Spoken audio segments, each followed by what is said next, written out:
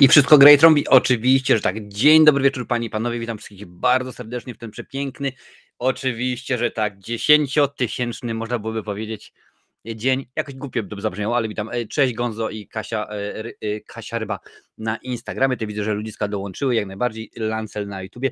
Witam Marcinie, panie i panowie. Gratuluję 10K subów i teraz road to 100K. Oczywiście, że tak, panie i panowie. Dzisiaj świętujemy, będziemy dzisiaj szaleć. Jest Wiktor Z, witam cię bardzo serdecznie. Jest Jason Kruger. Jason, popatrz się, stary, popatrz się normalnie. Parka fajna koszulka. A z tyłu też jest nie najgorzej, także jest całkiem sensownie. Gdyby to jeszcze ten fotel tak beznadziejnie nie skrzypiał. Witam panie i panowie, oczywiście, że tak, dzisiaj jak najbardziej świętujemy. Dzisiaj świętujemy 10 000 subów, aż wam nawet, mam nadzieję, że dorzuciłem gdzieś to zdjęcie, a jak nie dorzuciłem, to zaraz to oczywiście uczynię, bo mogę. Dorzuciłem, tak. To jakoś tak to musi. O, proszę bardzo, pewnie, że tak się pokazało. Tak się nie da? Nie tak. Sekundkę. Tutaj oczywiście już muszę coś wymyśleć. Bum, bum, bum, bum, bum. To damy, dobra. I teraz byśmy jeszcze, co muszę tutaj coś dodać. Coś muszę tutaj. Tylko jak to się robi? Bo wiecie, jest motyw taki, że jest w tym momencie nowe opcje i się człowiek gubi. A jakby dodać tak i tak, no to też nie tak. A jakby to wziąć tak jakoś i gdzieś tutaj to przesunąć, patrzcie, no choroba wie. Zaraz popróbuję, zaraz pokombinuję, zaraz coś może się uda i tak. No nie da się, dobra, nieważne, nie będę kombinował. Widzicie dokładnie, że to jest, że pokazuję wam 5 milionów, a miałem pokazać 10 000 subów. Normalnie się tutaj kręcę, gdzie to jest? Potem mi to wszystko oczywiście przysyłają tego różnego rodzaju, akurat w tym przypadku jest to vidIQ. 10 000 subów, proszę bardzo, dawać mi tutaj już pokazywać. Tutaj, ciach, o proszę bardzo, jest, udało się, 10 000 subów. Jak widzicie, 3 czerwca już wskoczyło, więc jest nas już 10 000 osób. W ogóle okazało się, że maj był to najlepszy nasz miesiąc, panie i panowie. Już wam powiem czemu i tutaj, a właściwie mogę wam przecież pokazać. Tylko chyba wyłączę to, bo jakoś mi się wydaje, że mi się coś tutaj nie układa z tym wszystkim jakoś tak. No niespecjalnie to mi się wszystko ogarnia dzisiaj. Niby jest wszystko w porządku, niby jest wszystko ekstra, ale nie bardzo. O, tak jest, proszę bardzo. Teraz wam, panie i panowie, pokażę, bo pokazali mi, oni też mi udostępnili, że, no sekundkę, bo się oczywiście uładuje, że maj to był nasz najwspanialszy miesiąc, ponieważ w maju, panie i panowie, dołączyło do nas 2020 subskrybentów. To jest po prostu jakiś kosmos, naprawdę, to jest jakaś kosmiczna cyfra. To jest po pierwsze primo, jakby to powiedział świętej pamięci Siara. Po drugie, panie i panowie, primo, w miesiącu maju mieliśmy 1 268 000 wyświetleń. Więc to już w ogóle całkowicie jest super. A jak tak, o tak jestem, nie tak.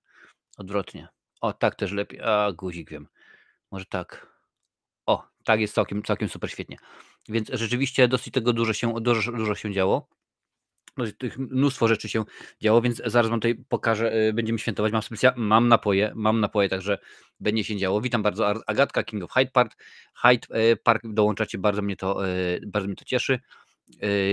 Jurek, witam, gratuluję 10 000 widzów na kanale. Nie, 10 000 subów. Widzów już było ponad 5 milionów, bo jest ponad 5 milionów wyświetleń. Oczywiście Marcin, gratulacje. Po ilu to latach? Po 3. Kanał był założony kiedy? Mówię o tym kanale oczywiście, bo tamten kanał cały czas stoi, nic się nie dzieje. Mówię o kanale Marcina w Recenzji Ekstra. Chyba gdzieś 3 lata mi się wydaje, tak? Że było we wrześniu, teraz chyba będzie 4. rok, także jak najbardziej. Witam i gratuluję. Dzień dobry, cześć Adele, dziękuję bardzo. Dobry wieczór. Ciekawe, czy to za sprawą shortów? Oczywiście, że tak. To jest duży wpływ shortów właśnie na to jest, że tak kanał sobie śmignął bardzo i się rozrósł, bo nawet wiecie dokładnie, że ja nie mam problemu i że wam to pokazać, ale o statystykach będzie za chwilę, bo rzeczywiście kilka rzeczy na początek, jak widzicie, no jakże mogłoby inaczej. Byłem na zakupach, więc kilka rzeczy się pojawiło. Jaki jest plan jazdy na dzisiaj, panie i panowie? Plan jazdy jest bardzo, bardzo fajny, bardzo ładny. Zaraz wam pokażę moje filmy. Później zrobimy krótką, długą, to już będzie zależało od was sesję Q&A, czyli pytania i odpowiedzi. Później porobimy trochę quizów filmowych, bo mam do was kilka quizów filmowych i rozdam wam trochę filmów. A czemu by nie? Film wam pokażę już teraz, jakie mam, bo oczywiście nie byłoby tego, gdybym nie pokazał z Amazona, więc to są filmy, będą to filmy z Amazona i to tylko i wyłącznie od Was będzie, panie i panowie, zależało, czy chcecie film na DVD, czy na Blu-rayu i tak dalej, gdzie to jest. Proszę bardzo. Po pierwsze, mam dla Was Komando. Będzie 5 takich filmów i będziecie sobie mogli za każdym razem wybrać, bo tych filmów jest tutaj więcej niż jeden, więc może tak, Komando na DVD, patrzcie, VHS jest droższy niż DVD, ale niech będzie. Wszystkie te filmy, co jest ważne podkreślenia, wszystkie te filmy mają polską wersję językową. Napisy, dubbing albo lektora, obojętnie, ale wszystkie mają, więc po pierwsze jest Komando dla Was, po drugie jest Upadek z Michaelem Douglasem, to już jest akurat Blu-rayas. Po trzecie Joker, panie i panowie, ten z Joaquinem Phoenixem, to jak widzicie to jest Blu-ray 4K Ultra HD, więc będzie taka produkcja. Wodny Świat Kevina Costnera, również to jest 4K Ultra HD, taka również jest produkcja dla Was oraz, panie i panowie, Cloverfield, 3 filmy. Ja myślałem, że do tej pory są 2, ale okazało się, że są 3. Po pierwsze jest Cloverfield, po drugie 10 Cloverfield Lane, a po trzecie The Cloverfield Paradox. Czyli akurat ja nie wiedziałem, że są 3 filmy, to jest ten Cloverfield i czy jest jeszcze okładka do Paradoksa? Nie ma. Dobra, w każdym razie te 3 filmy, te 5 filmów będzie w sumie do rozlosowania, będziecie mogli sobie śmignąć, sobie zobaczyć, więc będzie bardzo ciekawie. Słuchajcie, na początek trzeba się świętować, więc tylko muszę zakryć nazwę, bo to jest dla Was pytanie. Czy, droga widownio, czy Wy wiecie, o tak zakryłem, czy Wy wiecie, co to jest? Co to jest, jak się nazywa to urządzenie? Proszę bardzo, pokazuję, żeby było widać, tutaj zakrywam, o tak, proszę bardzo, ładnie. Na pewno tam Lancel może kojarzyć, może domyślam się, że też Grabarz może kojarzyć, ale czy Wy wiecie, panie i panowie, co to jest, jak się to urządzenie przepiękne nazywa? Dajcie mi znać. Tutaj jest napisane spryskiwacz. Nie, to nie jest spryskiwacz. Tutaj powiem w ten sposób, że je zakryć. Tutaj jest wajcha, tutaj jest dziubek. Także to nie jest spryskiwacz. Dawać. Patrzę, tutaj widzę, dzień dobry, dołączyłem, widzę osoby na Instagramie, bardzo mi to cieszy. Proszę bardzo, Katarzyna Dobak, jak najbardziej. To jest, panie i panowie, syfon. To jest syfon, troszeczkę inny, no zdecydowanie inny. Wiele lat temu używało się w domach, ale dobrze wiecie, że tak naprawdę za każdym razem jak świętujemy, to biorę ten beznadziejny szampan bezalkoholowy Piccolo i on smakuje po prostu jak płyn do mycia naczyń, więc stwierdziłem, że w tym roku zaszalejemy, pykniemy syfon, woda. Panie i panowie, czarna porzeczka, akurat chciałem sok malinowy, ale mam, to prawda jest black currant, no ale wiadomo, w Irlandii musi być tak, łowicz, więc śmigniemy do szklaneczki, elegancko, ładnie, na żywo i mam nadzieję, że się nie obleje, bo jak się obleje, bo to wszystko walnie, to będzie rzeczywiście kłopot. Syfon to jest ogólnie woda gazowana pod ciśnieniem, która jest, to trzeba wstrząsnąć, która jest robiona i w tym momencie się robi wodę gazowaną. Tu widzicie szklaneczka, soczek i teraz uwaga, na żywo widzicie eksperyment. Skrów postara się nie oblać. O. Taki ładny dźwięk. To jest, drogi YouTubie, to jest bezalkoholowe, wszystko to jest czysty soczek malinowy, czarna porzeczka. Ach, proszę bardzo, nawet. Słuchajcie. Wasze zdrowie, panie i panowie. Dziękuję tych wszystkich, którzy sprawili, że 10 000 subów jest możliwe. Tak, naboje się wkładało z dwutlenkiem węgla, tutaj pisze Lancel. W tym momencie to jest jakoś tak specjalnie zrobione, Lancel, że w środku już jest dwutlenek węgla wpompowany i to trzeba po prostu potyrpać wcześniej, wiesz? Także ja pamiętam jeszcze z ulic Krakowa, bo w Tarnowie tego nie było, ale w Krakowie na Floriańskiej, zaraz przy bramie, stał taki pan, który miał saturator, cała taka maszyna w ogóle, gdzie można było się napić wody właśnie takiej z sokiem malinowym, to był po prostu rarytas wielki, a mi się pić chce, akurat sobie teraz będę popijał. O, proszę bardzo, jak ładnie. I rzeczywiście to było coś niesamowitego, jak szklanki, jak wypiłeś, po prostu wziął, odłożył do góry nogami, przepłukał, proszę bardzo, kolejna osoba, coś pięknego. Ja sobie jeszcze łyknę. Mam ci tu napojów mnóstwo. 5 zł. 5'10", strongly built, about 180 pounds, hair blonde, ice pale blue. Head be about 35 now. Heset helistic. Ten po prostu, Hannibal, dziękuję ci bardzo za donate, żółwi piąteczka. No naprawdę ten robot, ten bot czytający te wszystkie rzeczy, jakby słyszeliście, bardzo płynny angielski. Hannibal Lecter, używając nomenklatury naszego bota. Thank you very much. Thank you very much. Kiedyś były syfony z nabojami do gazowania. No właśnie to jest taki syfon, akurat byłem ostatnio w polskim sklepie. To jest chyba, poprawcie, ale mi się wydaje, że to jest chyba flaga. 3,69 zł. Marcin, będziesz miał na piwko. Jak będzie można zgarnąć film na Blu-ray tudzież na DVD? Ja wracam na chat. Na chat, dobrze. Dziękuję bardzo jeszcze raz, również Żółwik Piąteczka, zaraz wszystko powiem. To jest chyba rumuńska flaga, więc domyślam się, to jest polski niby sklep, ale tak naprawdę tam produkty można kupić polskie, słowackie, czeskie, litewskie, łotewskie i tak dalej, panie i panowie. Jak będzie można zrobić? Bardzo prosta sprawa. Będę co jakiś czas włączał maszynę do losowania. Wydaje mi się, że jakąś tutaj mam. Oh my luck. Losowanie online, maszyna losująca zwycięzców. Proszę bardzo. Może być? Może być.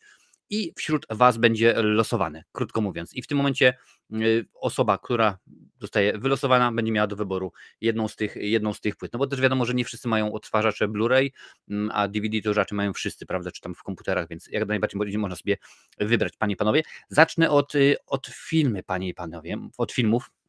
Właściwie nie tylko od filmów, bo kupiłem też kilka, chciałem powiedzieć, ścieżek dźwiękowych, ale tak naprawdę to jest kilka i wyłącznie miksów. Więc po pierwsze kolekcja, to są 3 płyty. The Great Musicals, o proszę bardzo, tutaj musicale, 70 piosenek, same tematy przewodnie z tychże musicali, oczywiście Oklahoma Suite, My Fair Lady, Król i ja, tutaj tak patrzę, dźwięki muzyki, West Side Story i tak dalej. Kolejna płyta, bo tę akurat to jest jedna z moich ulubionych ścieżek i nie pamiętam ile razy dosłuchałem, ale jest genialna. Waleczne serce, oczywiście Mel Gibson, Sophie Marceau, rewelacyjna ścieżka dźwiękowa. No i tutaj kupiłem dla syna, nie? Kraina lodu, Frozen, proszę bardzo. Okej, widać. To jest zabawne, byłem w jednym z moich ulubionych sklepów charytatywnych. POS to jest, tutaj to jest taka fundacja zajmująca się zwierzętami. POS, w sensie od łapy. I oni tam mają taki motyw, że jedna płyta CD kosztuje euraka, a 5 filmów na DVD kosztuje euraka. Czajcie? Czyli jedna płyta CD euro, a jedna płyta DVD kosztuje 20 centów. I skorzystałem, bo oczywiście jakże mógłbym nie skorzystać. Zaraz przeczytam sobie wasz czat. Niewiele, bodajże z 10 filmów jest, ale zobaczycie. Po pierwsze akurat to jest Blu-rayas, The Bad Teacher. Podrzucajcie polskie tytuły, bo nie wiem jaki jest akurat tego. Jak tutaj widzicie oczywiście jest Cameron Diaz, jest Justin Timberlake i Jason Segel. Ale nie Steven, tylko Jason. Także dawajcie, zła nauczycielka, no tak bym obstawiał, ale to wiadomo, że z polskimi tytułologami to jest różnie. Po drugie, to jest coś dla fanów kina lat 80., 90., kopanki, strzelanki i tak dalej, bo obsada jest niesamowita. James Belushi, Louis Gossett Jr. i Ray Dong-chong, czyli The Principal, czyli można by powiedzieć dyrektor, ale nie obstawiam, że taki był jak najbardziej tytuł filmu. Proszę bardzo, świetna zabawa. At a high school where the students major in arson, czyli w szkole średniej, gdzie uczniowie uczą się arson, to jest podpalenia, extortion, wymuszenia i assault. The new principal, the head of the security just might be enough. Okay, czyli nowy dyrektor oraz szef ochrony mogą być wystarczająco szaleni, żeby podjąć się tego wyzwania. Także jak najbardziej. Po drugie, film z Dudleyem Moorem. Dudley Moore, dla tych, którzy nie kojarzą, to jest Artur, z filmu Artur jak najbardziej, czyli Santa Claus. Można by powiedzieć, że Święty Mikołaj. Mam nadzieję, że taka rzeczywiście jest nazwa tegoż filmu. Dalej lecimy. Komedia. Jennifer Aniston i Gerard Butler, czyli The Bounty Hunter, łowca nagród. Możliwe, że tak jest. Ja mówię, wpisujcie w komentarzach. W komentarzu będę wiedział, jakie są tytuły. No to jest raczej łatwy tytuł, bo to jest Patriota z Melem Gibsonem i Heathem Ledgerem między innymi w jednej z głównych ról. Także jest kolejny film. Tutaj mam, i to jestem z tego akurat dumny, ponieważ jest to film wydany z okazji 30-lecia. Jest to 2-płytowa wersja, panie i panowie. 2-płytowa wersja Omenu. Patrzcie, nawet jak mi się tak fajnie, Damianowi się tak fajnie oczko się świeci, temu misiu. Odkleiło się? Nie, świeci się po prostu. Także pokażę wam, oj, żeby to nie rozwalić. O, bardzo ładnie. O, ciach. Książeczka, wszystko. 20 centów, ludzie, 20 centów to jest jakieś, nie wiem jak teraz stoi eurak, no ale umówmy się, 90 groszy. No to jest po prostu, byłoby wstyd nie wziąć. Jack Frost, ale nie ten straszny, tylko ten z Michaelem Keatonem. Uwielbiam, naprawdę uwielbiam. Jest to jeden z tych filmów, przy którym kolega mi mówił, że ryczy. Dosyć konkretnie. Dalej lecimy w musicalu, czyli wersja kolekcjonerska, specjalna edycja Flashdance. Proszę bardzo. Wersja również reżyserska, czyli nieocenzurowana, uncut, more dumber than ever, Ewo. Głupi i głupszy. Proszę bardzo, jest, że było zabawnie, Jeff Daniels, który tutaj się pojawia, jemu agenci odradzali rolę w tym filmie. Krzysiek Kubiak wrzucił. Czekaj, gdzie to było? Nie tutaj. Wiktor, 3 złote 2 grosze. Nie słuchajcie Marcina, że mieszka w Irlandii. Dzisiaj go widziałem w krakowskim MPK. Prowadził autobus linii 503. Nowy Bieżanów Południe myślnik więcej niż Górka Narodowa. Dziękuję jeszcze raz, Wiktor, za donata, żółwik, piąteczka. Tak, zgadza się, byłem dzisiaj w Krakowie. Za 15 minut będę w Rzeszowie, także możecie spokojnie wbijać. Tutaj Krzysiek Kubiak powiedział, Bounty Hunter, dorwać byłą, taki jest polski tytuł. Ja cię kręcę. Dyrektor szkoły na DVD Max ponad 100 stoi w tej chwili. No widzisz, ja dałem za ten film całe 90 groszy, także po prostu masakrycznie. Marcin, gratulacje, siemka wszystkim. Dziękuję bardzo. Zaraz przejdziemy dalej. The Lost World, Sir Arthur Conan Doyle's The Lost World, czyli Zaginiony Świat, można powiedzieć, tylko ten stary rzeczywiście sprzed wielu lat z Patrickiem Berginem i chyba to jest David Attenborough w jednej z ról, czy tutaj w tym momencie nie zobaczę. W każdym razie Zaginiony Świat, panie i panowie. I na koniec jeszcze dla kolegi. Oczywiście, że dla kolegi wersja singalong, czyli zaśpiewajmy razem, Kraina Lodu. Tutaj nie wiem, czy widać, chyba nie widać. Widać, jak się mu ręce ruszają. To taka wersja 3D. Tutaj, widzicie, jak się ładnie Olafowi ruszają ręce. Więc to są moje nowe nabytki. Niewiele, ale akurat tylko i wyłącznie tyle miało, bo wiecie, tak na dobrą sprawę mogę kupić dodatkowo jeszcze 100 innych płyt. Pewnie, że tak, no tylko co z tego, że jeżeli to nie są filmy, które mnie powiedzmy w jakimś tam stopniu interesują, albo w jakimś tam stopniu mnie w ogóle chcę je obejrzeć, albo chcę je mieć. A więc tak wyglądają moje rzeczy. Już patrzę teraz, co piszecie. Dobra, nie udawaj, wszyscy wiemy, że słuchałeś dzisiaj, mam tę moc, jak się dowiedziałeś o 10k subów. Ja? No co ty? 10k subów już wpadło prawie tydzień temu, panie i panowie, ale zgadza się. Nie miałem w ogóle luźny weekend, w ten weekend tak naprawdę obejrzałem 2 filmy wczoraj. Jednego recenzja powinna wlecieć dzisiaj, ale się oczywiście skorzystałem z tego, że jest ładna pogoda i nie pada, więc siedziałem na ogródku, bo trzeba skosić, pomalować i tak dalej. Więc akurat dzisiaj nie słuchałem, ale rzeczywiście w tym tygodniu się objąłem, no przez to, że mówię, korzystam z pogody, bo są rzeczy pewne, które trzeba porobić. Błażej witam, gratki za 10k, chociaż już tydzień temu, tak, zgadza się, no to akurat rzeczywiście nie świętowałem aż tak bardzo. To jest zabawne, bo ja wam to cały czas mówię, a mówię dlatego, że akurat to mówi YouTube, że subskrybenci nie są istotni. Po czym oni przy 100 tysiącach subskrypcji dadzą ci ten play button, to się nazywa, przy milionie i tak dalej. Nie są istotne, a dopiero co ogłosili, że najbardziej subskrybowanym kanałem na całym YouTubie jest MrBeast, tam przebił jakiś T-Series i tak dalej, ale nieważne. Ważne są wyświetlenia i tak dalej. No jakby były wyświetlenia, to bym też był bardzo zadowolony, mamy już ponad 5 milionów. Sesja, ale uczcić trzeba taką okazję. Oczywiście, że tak, także jak najbardziej. Patrzę tutaj dalej, piszecie. Jason, akurat mam na płycie Patriotę, no widzisz, to jest nas dwóch. Gregorego Peka nigdy za wiele. Wczoraj widziałem Przylądek strachu Scorsese i jeśli przyjmiemy teorię remake'u, to ona tak jakby skazuje ten samego siebie. No widzisz, my pamiętam, że kiedyś oglądaliśmy nawet chyba na starym kanale, jest komentarz do tego filmu. Głupi i głupszy było katowane na VHS-ie. No rzeczywiście. Tutaj widzicie, akurat przy Katarzynie jest znaczek Facebook, bo w tym momencie jesteśmy na 5 platformach. Oprócz tego, że oczywiście YouTube i Facebook, jest jeszcze Twitch, Twitter, a także Instagram. Także witam wszystkich bardzo serdecznie i proszę od razu, drodzy widzowie, jeżeli macie możliwość, bo to na wszystkich platformach jest ten sam stream, jeżeli macie możliwość skorzystać i wskoczyć na Facebooka, byłbym bardzo wdzięczny, ponieważ walczę o to, żeby mieć włączoną monetyzację i brakuje mi minut wyświetleń odcinków na żywo właśnie na Facebooku, także jeżeli możecie, to będę dźwięczny. Tutaj jest.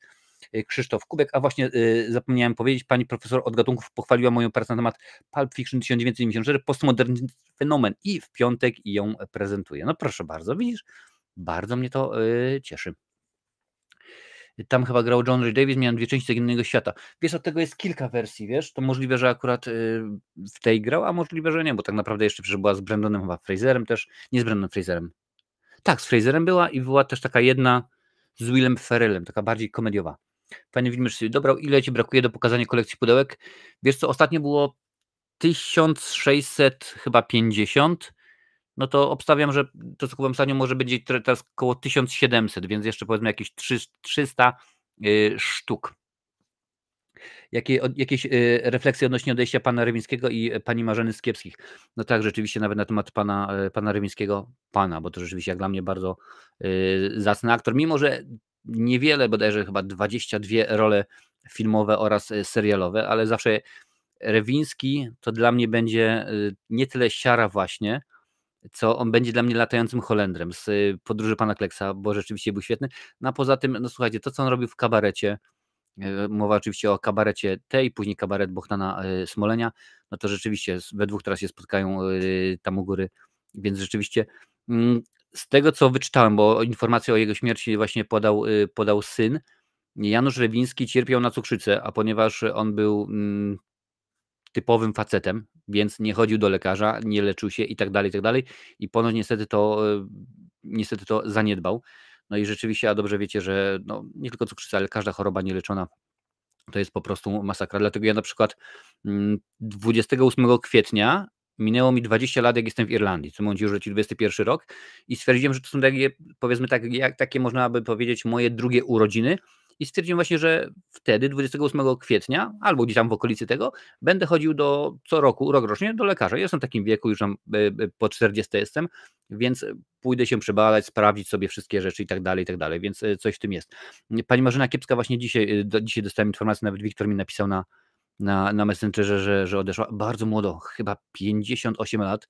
Rzeczywiście, jak tak popatrzymy, no to nie wiem, czy to jest fatum nałożone jest na tenże serial, bo jak tak popatrzymy, powiedzmy, nie będę teraz zmieniał imię, ale tak, Babcia Kiepska, nie ma jej. Listonosz, Edzio, nie ma go. Boczek, nie ma go. Paździoch, nie ma go. No w tym momencie Halinka, nie ma jej. Rzeczywiście mnóstwo osób z tego serialu odeszło i bardzo fajnie, że tak zakończyli, jak zakończyli. No niestety, PESEL-u nie oszukasz, chociaż wiesz co też, Jurku, mówić PESEL-u nie oszukasz przy okazji kobiety, która ma 58 lat, to tak troszeczkę, wiesz, taki policzek dla niej, no ale słyszałem, że też tam były dosyć poważne sprawy zdrowotne. Krzysiek, pomyśleć, że Jeff Daniels grał w takim dziele jak Marsjanin Marsjanin, Martian. Wiesz co, no, ja nawet jak sobie przypomnisz, no przecież on też występował w filmie z Keanu Reevesem, Sandrą Bullock, Dennisem Hopperem, Speed. On tam grał jednego z policjantów. Będziesz, Marcin, chciał kaszanę, bo robię na maśle z cebulką i jak coś to mów stary. No oczywiście, że tak. Dobrze, fajnie to troszeczkę, wiesz, soli, troszeczkę pieprzu, ewentualnie maga rewelacja, także spokojnie na cebulkę. Kurde. Żeś mi smaka narobił, stary, a nawet w zamrażalniku nie ma nigdzie takich rzeczy. Rywiński dla mnie pozostanie Nowakiem z Tygrysów Europy. Wiesz co, ja chyba nigdy nie widziałem Tygrysów Europy, żeby tak można powiedzieć, jak najbardziej kojarzę go, wiesz? Akurat u mnie w domu, jak byłem, no wtedy jak to było wyświetlane, czyli powiedzmy jak byłem gówniarzem, moja mama wychodziła z założenia, że życie nie jest śmieszne i nie ma co oglądać komedii, więc wiele rzeczy mnie ominęło, które powiedzmy nie było kinem akcji albo historycznym czy tam dramatem na przykład. Teraz dopiero zacząłem oglądać z Archiwum X, bo nigdy z Archiwum X nie widziałem tak naprawdę, może 1-2 odcinki jakoś tak, a żeby tak powiedzmy śledzić, no to nie, ale na przykład Przystanek Alaska widziałem cały. Alo, do momentu, kiedy sobie nie kupiłem tego pakietu, też nie widziałem. Wszystkich odcinków Alfa, czy tam Światowych Kiepskich też nie bardzo, więc rzeczywiście może kiedyś nadrobię Tygrysy Serpy. Chciałem na Facebooku odpalić, ale wskakuje błąd, nie mogę otworzyć tego filmu, próbowałem kilka razy. Aha, no to widać, czy tam się porymbało, trudno. Dużo osób odeszło, Gnatowski to chyba jako jeden z pierwszych odszedł w pandemii i wtedy, no niestety tak to rzeczywiście było. Speed, jeden z ulubionych filmów mojej młodości, 2 to już badziew. Z tego, co nawet czytałem ostatnio, Lancel, ma być ponoć 3, ponieważ osobno oczywiście promowali swoje filmy zarówno Keanu, jak i Sandra i stwierdzili, bo było pytanie, chyba dla tej samej zresztą redakcji, albo to było Entertainment Weekly, albo Variety Fair, że najprawdopodobniej bardzo chętnie by zagrali razem, wystąpili w trzecim filmie pod warunkiem, że na fotel reżysera powróci Jan de Bont, czyli facet, który oryginalnie to zrobił. To ten między innymi od Twistera. I rzeczywiście, no i tam się rozwodzili na temat tego, że no Keanu mówi, nie, że scenariusz był dętny i tak dalej, beznadziejny i w ogóle to nie było nic dobrego. Słuchajcie, wydaje mi się, że tak, a nawet tutaj muszę wpisać, to sekundkę, co to jest Ptakodemia? Czemu Ptakodemia tutaj jest? O co tutaj chodzi? Nie bardzo wiem, ale dobra. Słuchajcie, będziemy losować nagrody. Losujemy nagrody, czy to będzie widać? Czy to będzie widać? Proszę bardzo. Słuchajcie, motyw jest taki, że ta maszyna każe mi wpisać listę uczestników, więc zrobimy w tym momencie w ten sposób. Kto chce, zaczniemy od komando. Komando na DVD jest, proszę bardzo, już wam tutaj pokazuję, raz, dwa, trzy, ciach, pach, prach, proszę bardzo. Losujemy film Komando na DVD. Kto chce brać udział w losowaniu, bo nie mówię, że dostanie, tylko kto chce brać udział w losowaniu, proszę na czacie wpisać ja. Wtedy ja elegancko to ładnie przekopiuję to login tutaj i będziemy w tym momencie losować, bo muszę sprawdzić w ogóle jak to się robi. Także wpisujcie ja. Kto chce brać udział w losowaniu komandy, wpisuje ja. Zobaczymy, czy to w ogóle tak. Ja, ty, my, nie. I zobaczmy, jak to będzie wybierz zwycięzców. Aha, on to tak robi. Nie pokazuje. Okej, a teraz jeszcze raz. Ja. Aha. No dobra, no to widzicie przynajmniej. A nie widzicie. No, to ja tutaj próbuję, a tu nie widać. Także wpisujcie, jak to jest. Okej, tak, jakiś błąd na Facebooku był, pisze Katarzyna Dobek, ale wszystko jest. Widzicie, oni cały czas mają, pamiętam, że YouTube niby też taka wielka machina, a też dostawałem ostatnio informację, że tam przez kilka dni źle naliczali wyświetlenia, to rzeczywiście nie pokazywały ludziom informacji, powiadomień na temat tego, że są live i tak dalej, i tak dalej. Dobra, także losujemy komando, panie i panowie, dam wam chwileczkę jeszcze, żebyście mogli wpisywać. Ja. Kurczę, dobre. Zaraz jeszcze wleję sobie syfona, także losujemy. Tak, te wszystkie filmy, które tutaj będziemy dzisiaj losowali, ja je będę wysyłał, jak najbardziej. One przyjdą do was, do domciu na adres, który mi tam podacie i te filmy będą wszystkie do was, dotrą drogą pocztową. I tu jest ważne, one będą wysyłane raz. A czemu tak mówię? Ponieważ w zeszłym roku przy okazji odcinka rocznicowego jeden z widzów wygrał 2 płyty, co nie? No i elegancko wysłałem to. I on pisze mi, słuchaj stary, no jest październik, nie dostałem płyt. Okej, dobra, sprawdzam, wszystko w porządku. Listopad, nic. Styczeń przyszedł, dostałem płyty z powrotem. Co się okazało? Okazało się, że płyty były wysłane do niego, oczywiście, tylko mu listonosz nie przyniósł. On potem mówi, że listonosz, że był w domu i tak dalej, ale jak tak się okazało, że listonosz mu nie przyniósł tychże filmów i filmy wróciły do mnie. Także w tym momencie będę wysyłał te filmy, także losujemy, panie i panowie. Wszyscy, którzy chcą wziąć udział w losowaniu filmu Komando, proszę, ażeby, żeby wpisać i ja na czacie, bo to jest akurat, mam dla was dzisiaj 5 filmów do rozlosowania, więc po pierwsze jest Komando, właściwie mogę, czekajcie, zmienię sposób, to będę mógł wam pokazywać, co tu jest, zatrzymaj udostępnianie i pokażę to w inny sposób, całe okno, to będziecie dokładnie wiedzieli, co i jak, to jest to okno, tak, proszę bardzo. Mam dzisiaj dla was 5 filmów, więc po pierwsze jest Komando, po drugie jest Upadek na Blu-rayasie, po trzecie jest Joker w 4K, na Ultra HD, po czwarte jest Wodny Świat i po piąte jest trylogia Cloverfield na Blu-rayasie. I akurat mam maszynę przygotowane, wszystko wpisane, ja, ty, my, nie i na przykład w tym momencie daję jednego zwycięzcę, wybierze zwycięzcę i on wybiera mnie. Aha, bo usunąłem przecinek, proszę bardzo, nie było tej przecinka, ciach, pach, prach i wybiera i ciach, więc tak to będzie wyglądało. Dobra, to już tutaj patrzę. Po pierwsze jest Wiktor, to już wpisujemy, że Wiktor. Po drugie tutaj widzę, że jest Adalet. Ciach. Po trzecie widzę, że jest Sasik.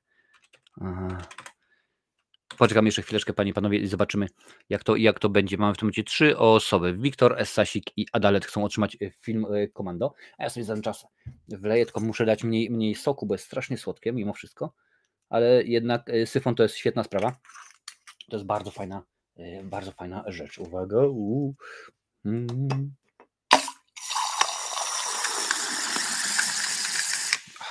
Pięknie.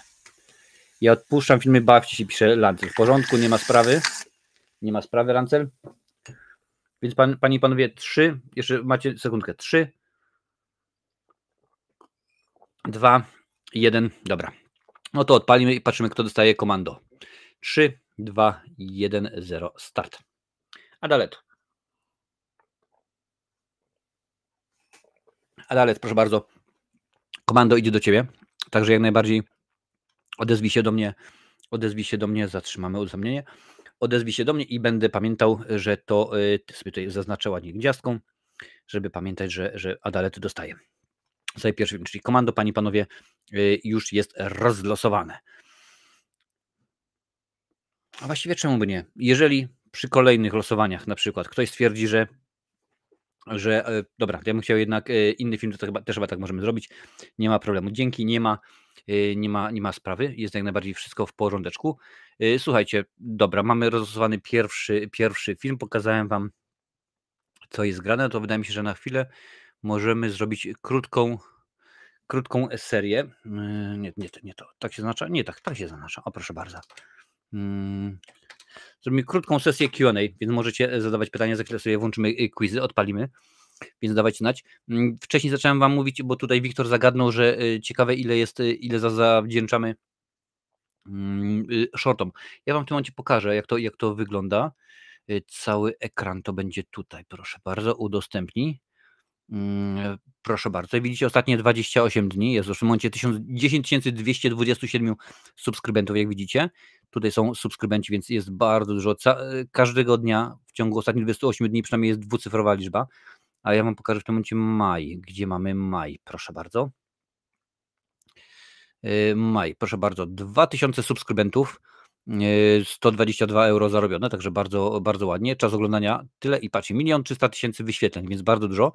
I jak popatrzymy na najpopularniejsze materiały z ostatnich z maja, no to proszę bardzo, są tylko i wyłącznie same shorty. Jest 1, 2, 3, 4, 5, 6, 7, 8 jest o Dagmarze Kaźmierskiej, czyli o królowej życia. Kaźmierskiej, tak, nie Kaźmierskiej. Ja po prostu mam tak beznadziejną dykcję.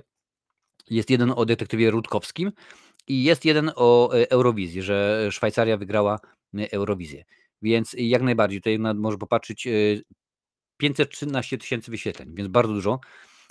Ten sam short, reel, rolka, jak zwał, bo to się różnie nazywa na różnych platformach, to na Facebooku ma 1 300 000 wyświetleń, więc bardzo dużo, nawet chyba gdzieś tam wam mogę to pokazać, pewnie można coś takiego zrobić, więc bardzo dużo, jeżeli popatrzycie, bo nawet jeżeli zobaczymy na najpopularniejsze materiały w ogóle, jakie kiedykolwiek było, wyświetlenia, proszę bardzo, no to jeżeli chodzi o dłuższe formy, no to mamy sami swoi, jak się zmienili, to ma 276 000 wyświetleń.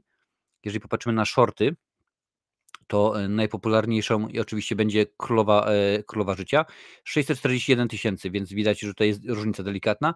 Na drugim miejscu dopiero jest Transformers, Przebudzenie Bestii, ma super reżysera, 341 000 wyświetleń, a odcinki na żywo, panie i panowie, to jest, już wam pokazuję, co było najchętniej oglądane. Najchętniej oglądana była moja kolekcja filmów na DVD, 2300 wyświetleń i odcinek z Marcinem z Kocham Kino, a właściwie już niedługo z Marcinem z kanału Halfish, czyli WandaVision, co oznacza dla MCU z 2021 roku. No i potem są oczywiście 2 galeriany, Roast i odcinek z Szymonem z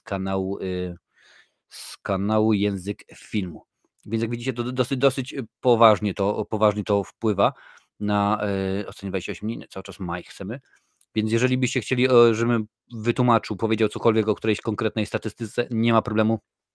Jak najbardziej jestem tutaj otwarty, dokładnie wiecie, że nie ma żadnych u mnie żadnych tajemnic. Tutaj niby jest pokazane, że jest 122 euro i to by się zgadzało, tylko jeszcze trzeba panie i panowie wziąć pod uwagę to, że teraz od tej kwoty muszę jeszcze, znaczy nie teraz, bo to dopiero jak minie rok, odprowadzić podatek, więc tak naprawdę to jeszcze nie jest kwota, którą tutaj widzimy do końca. Dobra, na razie to zostawię, byście coś chcieli, to dawajcie.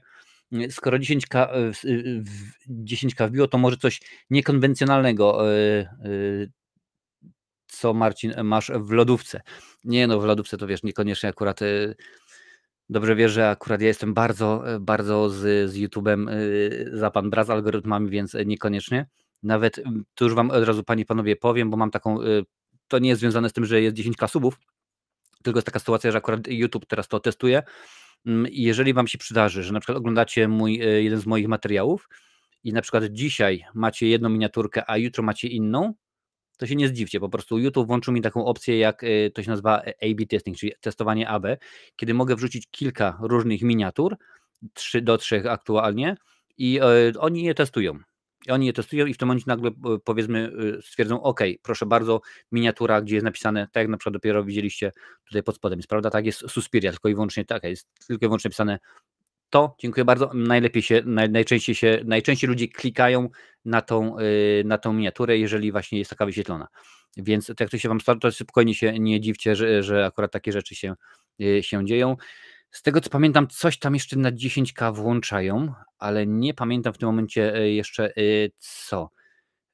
W tym momencie, widzę, że włączyli taką możliwość, że można robić odcinki charytatywne i tutaj od nich jest, że tak powiem, od razu cel charytatywny ustalony. Oprócz tego są zakupy, no to wiadomo, super czaty, no to wiadomo jak najbardziej, wspieranie kanału. Czemu ja wam to mówię? Ja wam to mam pokazywać zawsze. Pierdoła, jestem straszny. Dobra, pokazuj to. Proszę bardzo, tutaj jest, że można jest wesprzeć organizację non-profit, czyli to jest w tym momencie od nich, czyli jak najbardziej nie to, że powiedzmy się pomaga tam wpłacacie, tylko od razu z YouTube'a, czyli żeby, że tak powiem, oni jeszcze to mieli. Po drugie są oczywiście zakupy, no czyli te koszulki, wszelkiego rodzaju gadżety, super czaty, wspieranie kanału, w tym momencie jest 4 wspierających i za to wam bardzo dziękuję. Kogo tutaj mamy?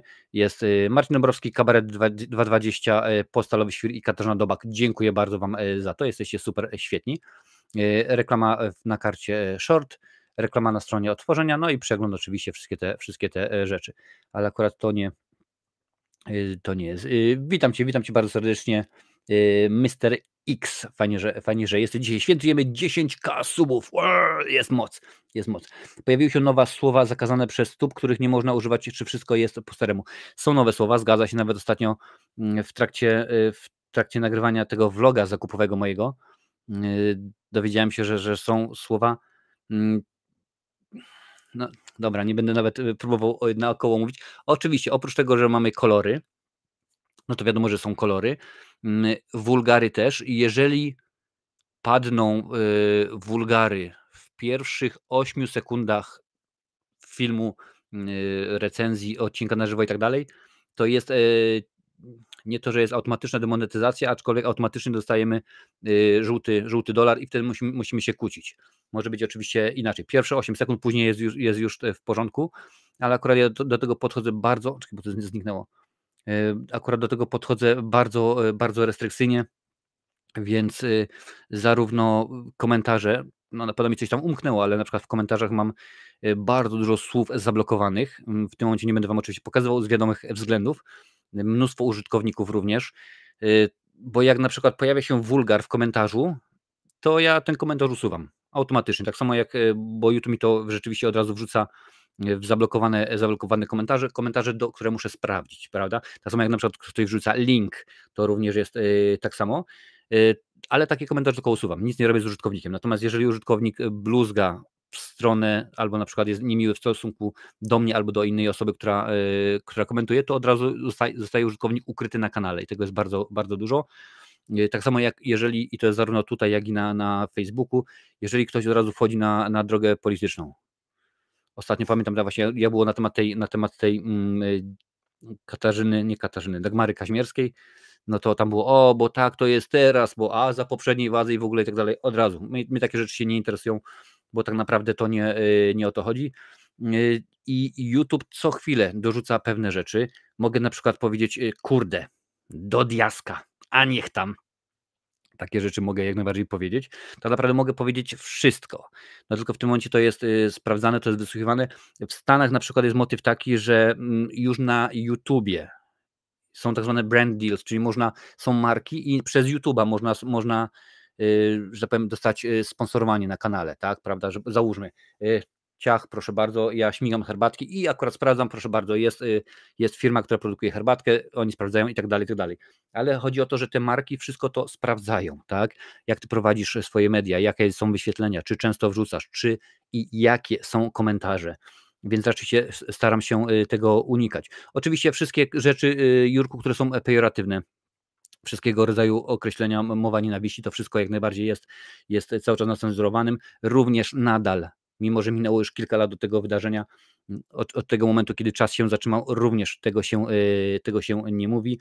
Coraz więcej znają polskich slangowych określeń, wiesz, więc kiedyś powiedzmy można było, ja na przykład miałem za gówniarza, ile miałem wtedy, 5-6 lat, no czyli mówimy o początku lat 80., mieliśmy psa. I ten pies był cały ciemny, że tak powiem, więc wiadomo, jak go nazwaliśmy. I to wtedy było w porządku, co nie? I nie było problemu. A teraz, no to wiadomo, jak nieraz mówię, to co to się dzieje? Więc to słowo również slangu się uczą w sensie, że na przykład gdybym chciał kogoś obrazić i nazwałbym go tym, co jest wyłożone na ulicy, prawda, po czym jeżdżą samochody, to oni też to już wiedzą. Naprawdę, sztuczna inteligencja na YouTube jest bardzo inteligentna, bardzo się szybko uczy, co chwilę nam dorzucają pewnego rodzaju ciekawostki, nowości, więc tych słów jest coraz więcej. Mhm.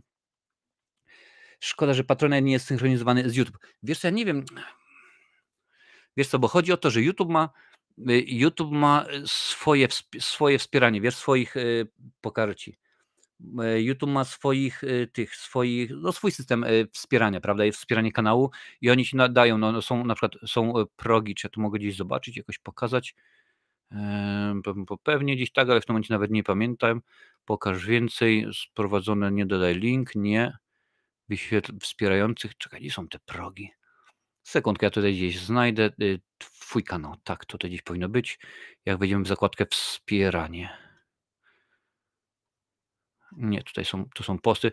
To jak widzicie, oczywiście są materiały dla wspierających. Więcej informacji o wspieraniu kanałów. Dobra, muszę to jakoś ogarnąć jednak. Sekundeczkę. A tu dzisiaj taki odcinek lightowy, więc nie ma problemu. Oni mają, wiesz co, swój motyw. No też weź pod uwagę, że gdzie to jest? Poziomy. O, proszę bardzo, są poziomy. Jest Kevin Smith, czyli najniższy poziom jest za złoty 99 zł. Potem jest Terminator za 4,99 zł miesięcznie. Potem są bracia Marx 99. Od braci Marx, od poziomu bracia Marx, wszyscy wspierający, którzy dają 9,99 na miesiąc, mają możliwość wcześniejszego oglądania filmów. No i potem jest Freddy Krueger za 25 zł i Predator za 40 zł. Więc tutaj jest tyle tych poziomów oczywiście jest. I chodzi o to, że oni dlatego to mają, ponieważ w tym momencie, kiedy wy wspieracie, no to oni z tego mają prowizję, prawda, tak? Patrzcie, tutaj w tym momencie jest 4 osoby, a mi to daje 5,20, bo oni w tym momencie biorą z tego prowizję. Chyba wspieranie to jest chyba 70 do 30, jeżeli pamiętam, 70% dla mnie i 30 dla nich, a reklamy jest 55 dla mnie i 45 dla nich. Więc oni dlatego nie mają synchronizowanego Patronite'a z tym wszystkim, że im się po prostu opłaca mieć swoją platformę, bo no też mają kasę z tego, co nie? Tam wiesz, no w tym momencie mamy taki skruch, a co ma tam kilku wspierających, to nie. Ale na przykład wyobraź sobie dopiero, co powiedziałem, MrBeast, tak? Najczęściej subskrybowany facet na świecie. No czekajcie, zobaczymy, MrBeast. Czy on ma wspieranie włączone? MrBeast, ciach, proszę bardzo. Nie. No on akurat nie ma, no, ale on akurat ma tyle ma różnego rodzaju innych rzeczy, ale na przykład wyobraź sobie, facet ma 277 milionów subskrybentów. Załóżmy, że ustawił na $2, na $2, że ustawił wspieranie, tak? No to w tym momencie z każdego miesiąca jemu wpadałby powiedzmy 270, to masz 540 milionów, z czego oni dostają 30%. Teraz sobie oblicz ładnie 240, 540, 10% to jest 54 bańki, mają 150 powiedzmy, ja to mówię, 15, jakoś tak, banik miesięcznie Tak, bo mają tylko i wyłącznie to, więc dlatego oni tak to nie robią. Już tutaj patrzę, czekajcie, włączę na razie to. Nawet ci każą, może Marcin coś zgolisz, jak Lincoln. No. Wiesz co, powiem ci, że zastanawiałem się, czy czasem nie zrobić jakiegoś motywu na jakąś akcję charytatywną, także zgadza się, motyla noga, kurcze pióro, takie rzeczywiście może być, kurcze felka, kartofelka, co nie? No widzicie, tak to rzeczywiście jest. Jaki kolejny krok przed sobą stawiasz na YouTube? Teoretycznie mówiłem, że do końca tego roku walczymy na 15 000, no ale powiem tak, dla mnie te 10 000 jest właśnie po to, żeby w pewien sposób uwiarygodnić nasz kanał, że kiedy pamiętajcie, to jest tak naprawdę, ja mówiłem wspierającym kiedyś na live, jak się nazywa ten stand-uper, że kiedy zaproszę kolejnego gościa, to on nie przyjdzie, popatrzy na kanał, powie kanał, tylko tyle sub, nie, to za małe. W tym momencie wydaje mi się, że jak jest już ponad 10 000, to już ludzie zaczynają to traktować bardziej poważnie, co nie, no mówię osoby niezwiązane tak naprawdę, bo jak tutaj mamy, w tym momencie widziałem, że cześć Rafał, widziałem, że właśnie na czacie jest Rafał z Galeria Horroru, także my akurat nie potrzebujemy mieć, dobrze wiecie, Rafał prawie 100, nasz kanał dopiero co 10 przekroczył, a i tak Rafał od dawna pojawia się u nas w roli gościa i tak dalej, więc akurat nam to nie jest potrzebne, u nas się liczy merytoryka. Motyw jest taki, ja w tym momencie bardziej byłbym zainteresowany tym, żeby odcinki, recenzje były oglądane przez większą ilość osób, muszę poprawić retencję, bo tak naprawdę, no okej, w porządku, shorty się oglądają, dopiero co zrobiłem, jak mówiłem o świętej pamięci Januszu Rewińskim, to ma ponad 17 000, tutaj mówiłem wam, że najczęściej oglądany short ma ponad 500, tam 600 000, więc akurat to jest w porządku, więc shorty mi wychodzą dosyć dobrze, muszę właśnie poprawić oglądalność, bo niby wszystko jest w porządku, ale jak na przykład popatrzę na Dario Argento, już wam udostępniam, już wam pokazuję, dobrze wiecie, że u mnie jak najbardziej, no to no widzicie, tu już jest dla wspierających, jest już Inferno dostępne, jest dostępna również Birdemic, w końcu Lincoln zmontował i jest, a także jest vlog z Międzynarodowego Dnia Targów Książki w Warszawie. To jest również zrobione, a na przykład Suspiria, prawda, tak? I patrzcie, wyświetlenie jest 86. No okej, słabo. Na przykład dajemy dalej Głęboka Czerwień 78. Okej, ja rozumiem, że nie wszyscy muszą być fanami Dario Argento, bo to normalne, ale na przykład Furioza ma 150, Atlas 190, Hitman 140, nawet Spoiler Talk Kubusia ma 770, no więc rzeczywiście nie jest tak super dużo, więc nad tym muszę popracować, to jest kolejna rzecz, nad którą chcę bardziej popracować, a kolejne rzeczy, no niekoniecznie mnie teraz już interesuje, żeby fajnie będzie mieć 100 000 subskrypcji, bo dostaniemy ten guzior zielony z kółeczką, muszę przepukać. Ten guzior srebrny, ale do tego jeszcze trochę czasu minie, aczkolwiek gdybym tak naprawdę cisnął, jak cisnąłem z tymi shortami, to byłoby bardzo, może nie chcę powiedzieć bardzo szybko, ale prędzej niż później, no bo rzeczywiście jeżeli mamy miesiąc, gdzie przybywa nam ponad 2000 subskrybentów w ciągu 30 dni, no to łatwo policzyć, że 10 miesięcy jest 20, tak? 20 000, czyli byłoby 30, no więc powiedzmy w ciągu 2-3 lat można byłoby zrobić 100 000 subskrypcji, ale to jest ciężki kawałek chleba, panie, panowie, uwierzcie mi, a jeżeli jeszcze jest praca, to, że tak powiem, od 9 do 5, jeżeli jest rodzina, wiecie, ogródek trzeba skosić, pomalować i tak dalej, trzeba filmy obejrzeć. Wczoraj na przykład zaszalałem i akurat była sobota, no stwierdziłem, że mogę. Obejrzałem 2 filmy, bo obejrzałem The Watchers, córki M. Night Shyamalana, zresztą kręcony w Galway w Irlandii, w którym to właśnie byłem w momencie kręcenia filmu, bo akurat specjalnie tam pojechałem w tym celu, ale o tym powiem w trakcie recenzji i obejrzałem Bad Boys, co nie, więc różnie to jest. Niedługo jadę na wakacje, razem z rodziną jedziemy, no to też stwierdziłem, że muszę nadrobić filmy i trochę, że tak powiem, rzeczy trzeba narobić na zapas, tak? Więc tutaj też będzie troszeczkę dziwnie. Ale w tym momencie popracować jak najbardziej nad retencją i nad wyświetleniami, Jurku. Cześć Rywaniusz, witam Cię bardzo serdecznie. Wejdź po jakiś swój materiał i kliknij wspieraj. No w tym momencie już wiesz, to już akurat to pokazam, ale dziękuję bardzo. To teraz wulgarne recenzje będą wyglądały tak, o kurczaki, ale ten film był zły, rzecz kurka wodna. Wiesz co, motyw jest taki, na przykład jeżeli widzieliście, a właściwie mogę Wam pokazać jeszcze raz, zmieniłem już sposób robienia miniatur do bluzganych recenzji, bo wcześniej było, pamiętacie, że było Pokaż mi tutaj. O, proszę bardzo, jest, że było co to, K i tak dalej, kilka innych rzeczy. I w tym momencie już algorytm to wychwytuje. On już wie, że to jest bluzg. Tak samo, jeżeli mamy właśnie wypikiwanie, nieważne w jaki sposób, algorytm też to już wyłapuje. Oni też już wiedzą, że to jest wyłączony, usunięty bluzg. Więc nie tylko już w tym momencie sam materiał wideo, to co jest mówione, pokazywane, ale również miniatury. Mówiłem wam, że w tym momencie mam testowanie, tak, AB test i miałem 3 miniatury do głębokiej czerwieni Dario Argento i dostałem maila, bo wrzuciłem to wcześniej, bodajże dzień wcześniej dla wspierających i później miało być na środę właśnie dla was, dla wszystkich i dostałem maila z YouTube'a, że miniatura została usunięta, ponieważ uznana była za zbyt drastyczną. Tam chodziło o linę, chodziło o szyję i tak dalej, więc usunęli. Więc to już nie tylko rzeczywiście to, co mówię, to, co pokazuję, ale nawet już miniatury i opisy tak samo, więc wiesz, to z tym jest bardzo różnie. Dobra, lecę lekatlecy, później obejrzę z odtworzenia. Pozdrawiam. Cześć Jurku, do zobaczyska.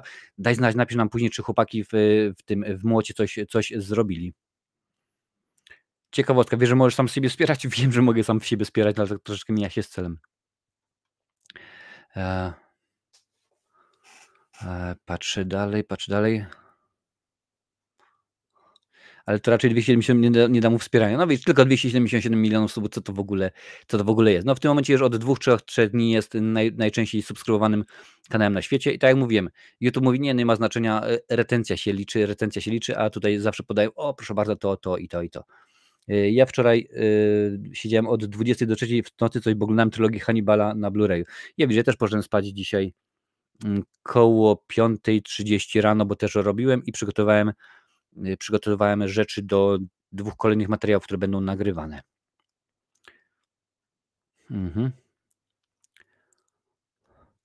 A co to tylna, dolna część ciała jest? Znaczy ja mam inne pytanie.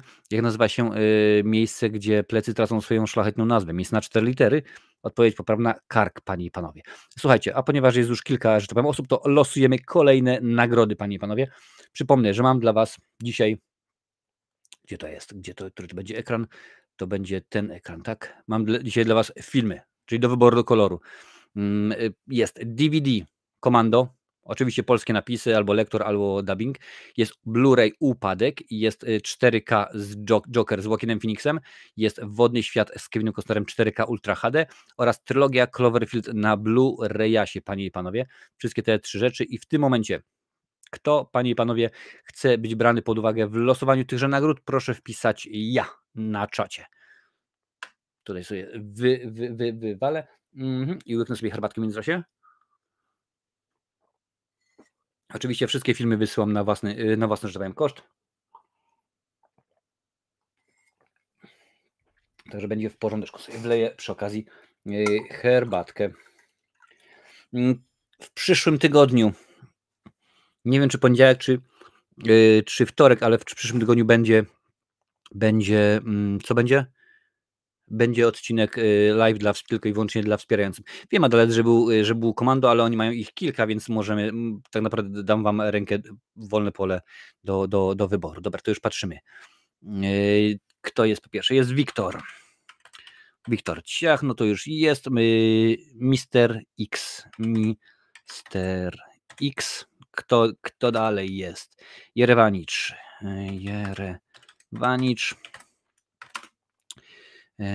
Sasik. Proszę bardzo, mam w tym momencie 4 osoby, tak? Wiktor, Mr. X, Jerewanicz i Sasik. Dobra. Więc dam wam jeszcze chwilę. Dałem przeciwki, mam nadzieję, że są wszędzie przecinki wklepane, więc jest raczej w porządeczku. Także tak to też zrobimy. Tak, chyba możemy. Słuchajcie, jeszcze 2-3 sekundki i lecimy i losujemy. 3, 2, 1, 0, start. No i patrzymy, kto dostaje nagrodę. Wiktor, dostajesz film. Tu możesz sobie wybrać, odezwij się do mnie, ja ci tutaj zaznaczę sobie, że Wiktor dostaje film. Daj mi znać, który film chcesz, odezwij się na priva albo na Messengerze, do której planuję odcinek. Nie ma żadnego planu na zasadzie o dzisiaj tyle albo tyle. No nie wiem, zobaczymy, pożyjemy, zobaczymy jak to będzie. Słuchajcie, jeszcze kilka chwil damy na Q&A, damy pytania i odpowiedzi. Jak już mówiłem, w tym momencie jest pojawiło się więcej materiałów dla wspierających. Jest Inferno, czyli film Dario Argenta z 1980 roku. On będzie dostępny dla wszystkich we środę, bo to jest cykl kultowe horrory.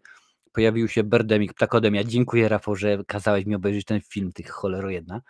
Więc rzeczywiście Ptakodemia jest już również dostępna. Jest już dostępny 13, niemalże minutowy vlog z targów książki. Tutaj są 3 wywiady. Rzeczywiście Lincoln przeprowadził 3 wywiady z autorami.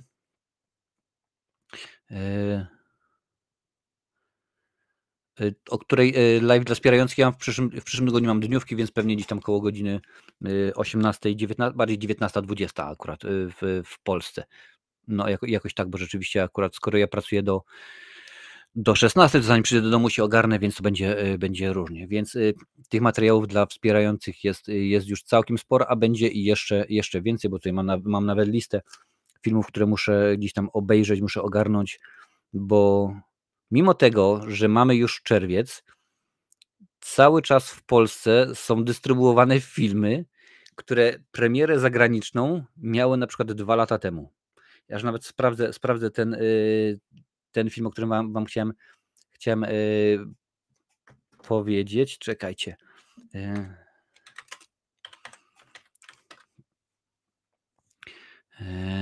Gdzie to jest? Tak.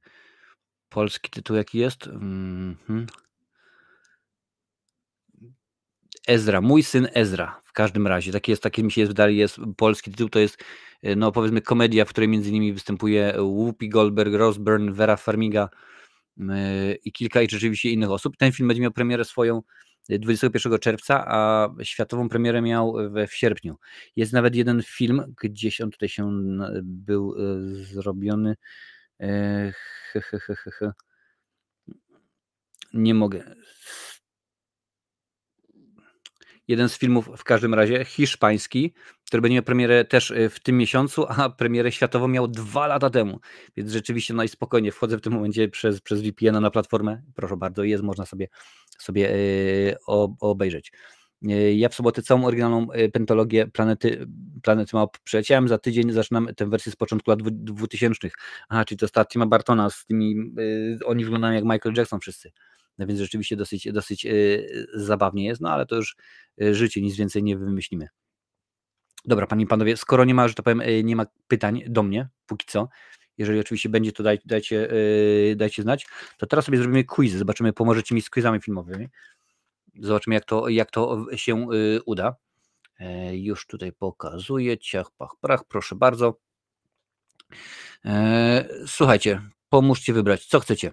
Ogólna wiedza filmowa, postaci, gatunki filmowe, anime, aktorzy, reżyserzy i polskie kino. Coś jeszcze więcej jest? Uzupełnienie tytułów filmów, seriale telewizyjne, rozpoznawanie kadrów filmowych.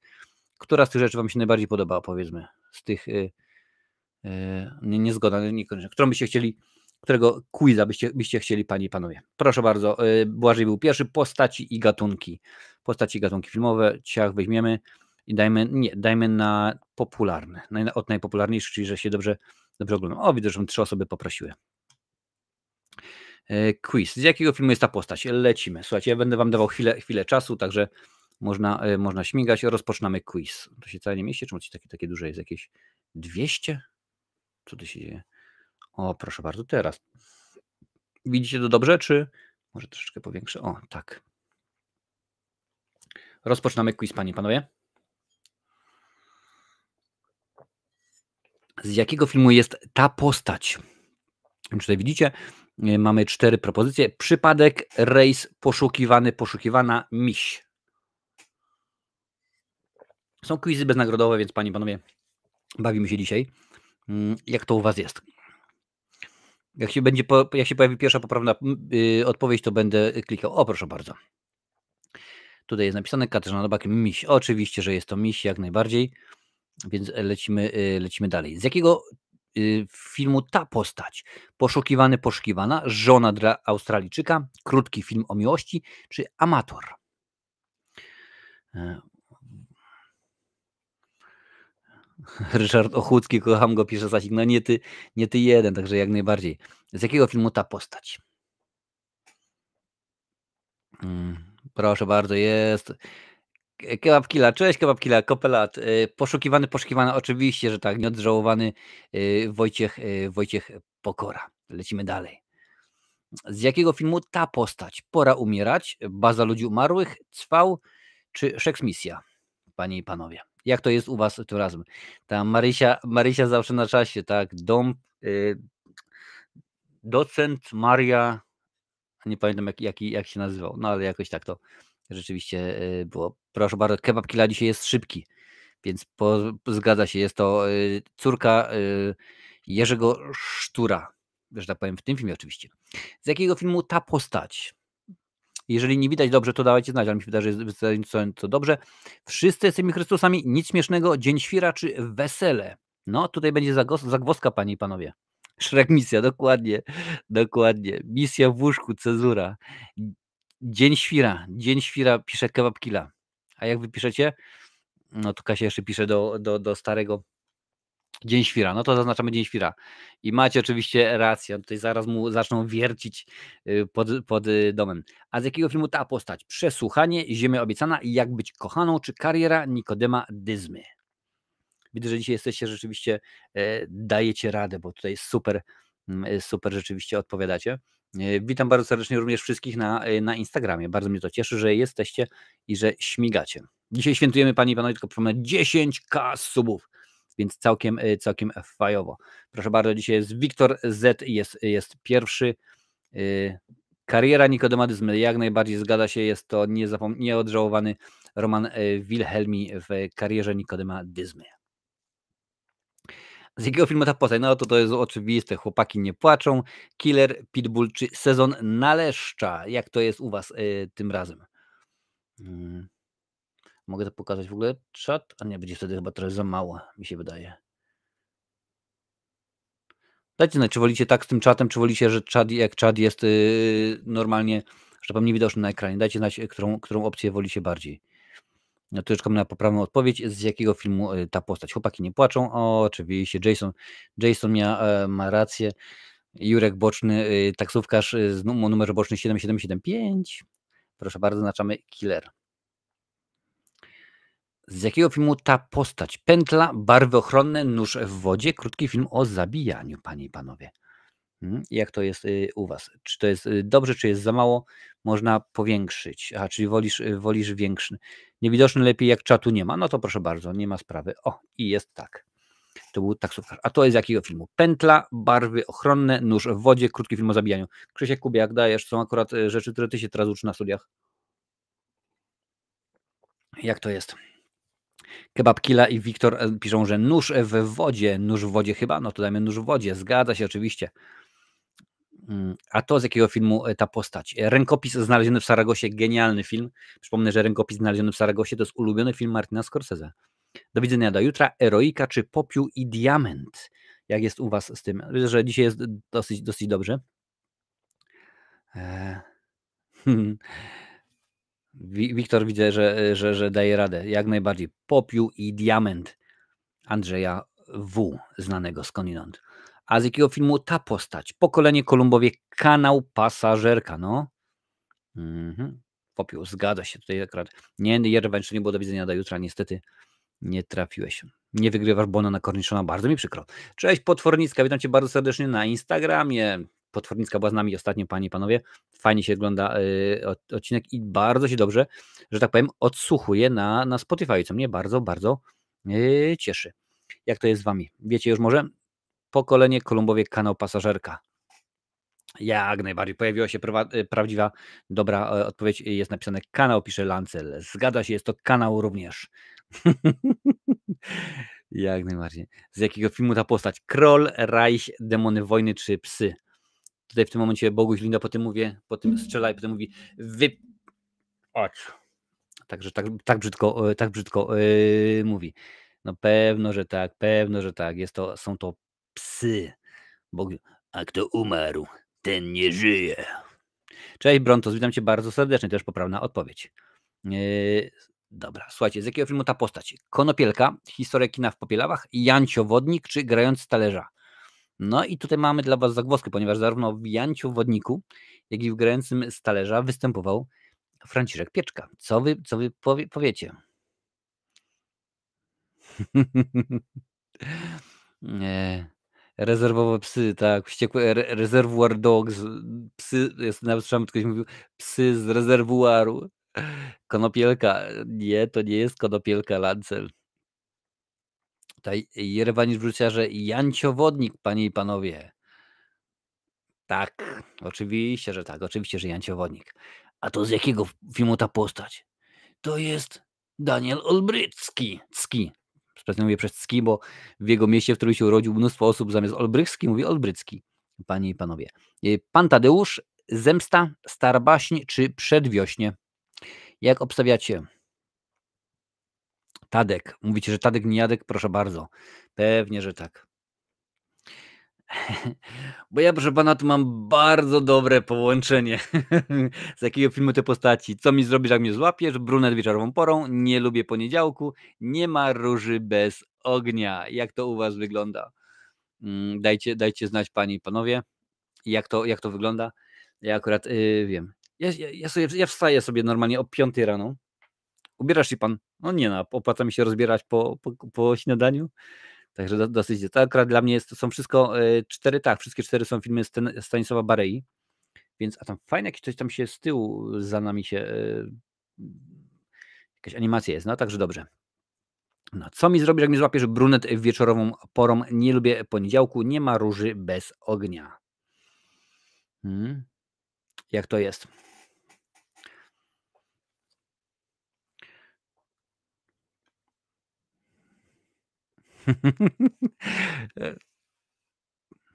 Mam bardzo ważny międzynarodowy telefon, tak. Marcin, dla zmyły dać kadr z dzieciaka, co? To było dopiero fajnie, nie? Tak rzucić ci. 3, 2, 1. Z tego, co mnie pamięć nie myli, to jest co mi zrobisz, jak mnie złapiesz, panie i panowie.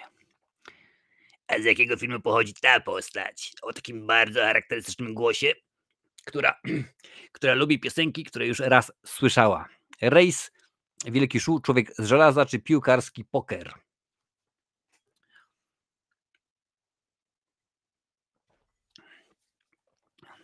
Proszę bardzo, Kebab Killa i Wiktor ich jak najbardziej są i tutaj Błaży też. Rejs, oczywiście, że tak.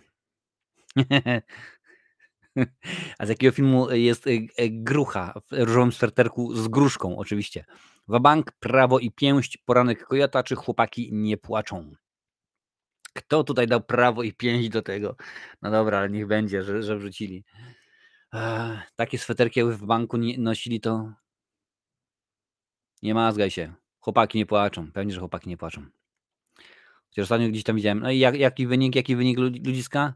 15/15. No, you are the killers, guys. Jesteście super świetni, ekstra i tak dalej. Słuchajcie, no to dalej lecimy, co? Nie będziemy dalej kombinować. Cofniemy się do początku. Do początku jak najbardziej. Quizy nie, quizy chcę, gdzie są quizy filmowe. Quizy dla par. Tak, quizy dla par pewnie. Quizy tematyczne, tak. Nie, no muszę oczywiście pokombinować, bo inaczej by nie było. Zobacz więcej. O, proszę bardzo. Filmy już dajemy. Słuchajcie. Czy dalej lecimy wiedzę w postaci gatunki filmowe, czy coś innego wybieramy? Pierwsza osoba, która podrzuci na czacie, to dajemy tą kategorię. Quiz dla par, tak. Nie? Jest nas 2, ja i mój brzuch, więc śmigamy. Wiedza ogólna, postaci gatunki filmowe, anime, aktorzy, reżyserzy i polskie kino. Dajcie znać, co dajesz. O, proszę bardzo, Jerewan daje ogólna, więc dajemy ogólną. Najpopularniejszy i popularny dajemy pierwszy Queen. Z jakiego filmu ta postać? No to już było dopiero co. Czy odganiesz brakujące wyrazy w tytule polskich filmów? Polski film lat 90., jak dobrze pamiętasz. Słuchajcie, z racji tego, że tutaj jest Janusz Rewiński, to skorzystamy i wrzucimy tę opcję. Proszę bardzo, już tutaj rozpoczynamy quiza. Polskie filmy lat 90., jak dobrze pamiętasz. Jaki to nosi film opowiadający historię miłości pomiędzy dojrzałym mężczyzną i ochranianą przez niego dziewczyną?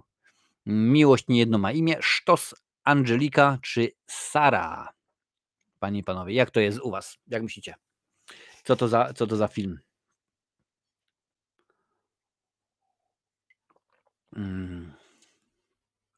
Kino lat 90. oczywiście to jest.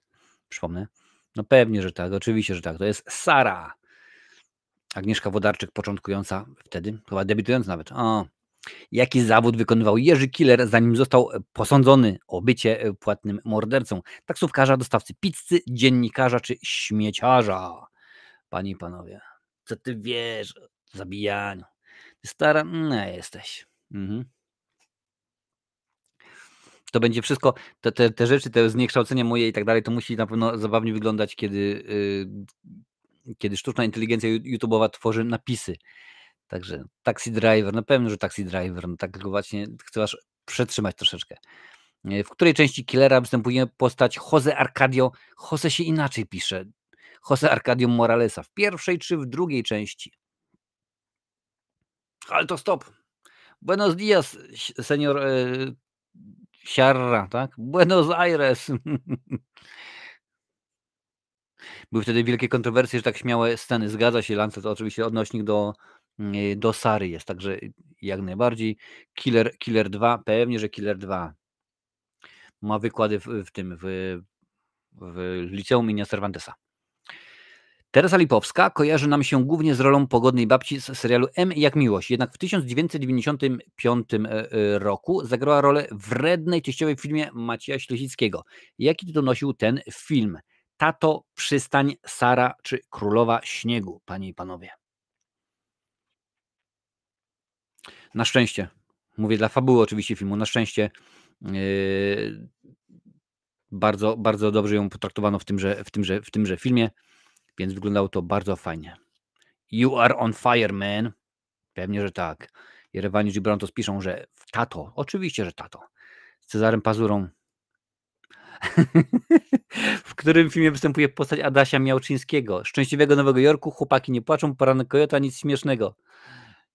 No to stary, ja tu na deszczu, wilki jakieś. Przecież obiecywaliśmy sobie ten film, ale jak nie, to nie.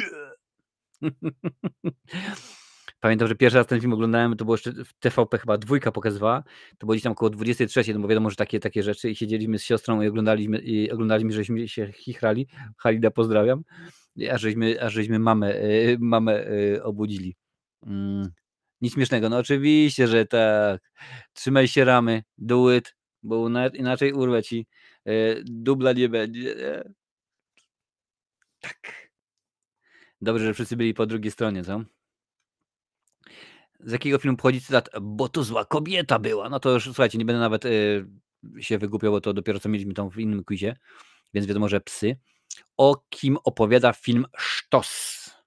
O turystach, o oszustach, o policjantach, o lekarzach. Jak tutaj widać w tym filmie, oprócz Cezarego Pazurę i Jana Winickiego. No dobrze, nie będzie Jana Winickiego. Wystąpił jeszcze Janusz Józefowicz, Przemysław Saleta, Dariusz Kordek i Ewa Gawryluk. Nowickiego oczywiście powinienem powiedzieć. Ale się akurat ściągnął Jan Nowicki i Cezary Pazura, panie i panowie. Change money, good price. Pewnie, że tak. O oszustach. Oszusta, już tak późno, o kurczę. Jak tytuł nosił film, w którym 18-letni Alex, Maciej Sztur, knuje intrygę mającą na celu zemstę na swoim ojcu, Adamie Ferencym? Historie miłosne, akwarium, to ja złodziej, czy może fuks?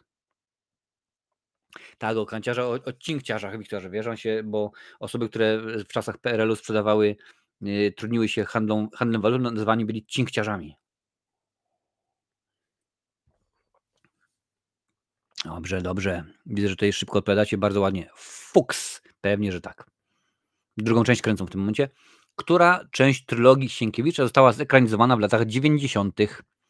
Potop, Pan Wołodyjowski, Ogniem i Mieczem, żadna. Jak to było u was? Po tym quizie rozlosujemy kolejny film.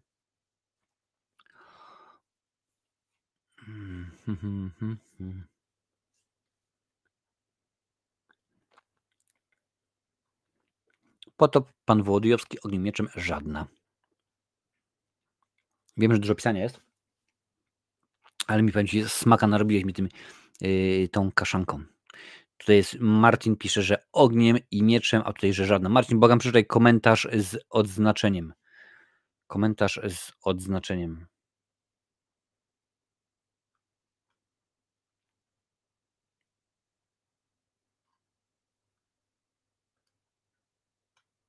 Nie mam pojęcia, o co chodzi, no ale dobra. Zgadza się, ogniem i mieczem. Ogniem i mieczem, panie i panowie. Także jak najbardziej tutaj Katarzyna też dorzuciła, że ogniem i mieczem. Jest rok 1945. Wojskowy lekarz Andrzej, w tej roli Marek Konrad, podszywa się pod wysoko postawionego pułkownika UB, by ratować ludzi ze stalinowskich więzień i zdobywać serce pięknej Krysi, w tej roli Renata Zancewicz. O jakim filmie mowa, panie i panowie? Pułkownik Kwiatkowski, Złoto dezerterów, Prawo ojca, Operacja Samum. Byłem na pokazie przedpremierowym, nawet zadałem Kazimierzowi Kucowi pytanie dotyczące tego filmu. Jestem bardzo z tego dumny i zadowolony.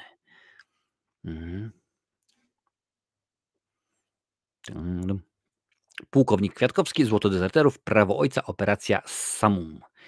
Nie pamiętam chyba, czy w Operacji Samum Marek Konrad występował. Bo tam wiem, że był, wtedy wszyscy występowali. Linda, Baka, chyba Lubaszenko. A i tak w tej Operacji Samum guzik było słychać. Pamiętam, że było rzeczywiście beznadziejnie to dźwiękowo słabiutko. No oczywiście, że tak. Pułkownik Kwiatkowski, bardzo fajny film. Jak nazywa się najpopularniejszy serial kryminalny lat 90. Sukces, 13 posterunek, ekstradycja czy pokój 107? Pokój 107 pamiętam. 13 posterunek pamiętam. Ekstradycja pamiętam, a sukces nie pamiętam. Nie wiem nawet, o czym to jest. Ale wiem, o który serial oczywiście chodzi. Mam go na DVD. Całą taką fajną pakę. Pewnie, że tak, Martino. Oczywiście, że tak. Ekstradycja i Olochalski. O, jeszcze tego brakowało. Jaki tytuł nosił nakręcony w 1995 roku film, który wypromował aktora widocznego na zdjęciu? Haker, Ciemna strona Wenus, Młode wilki, Kochaj i rób co chcesz. Wy, młode wilcy, nie kręci mi się koło mojej żony, Lafiryndy.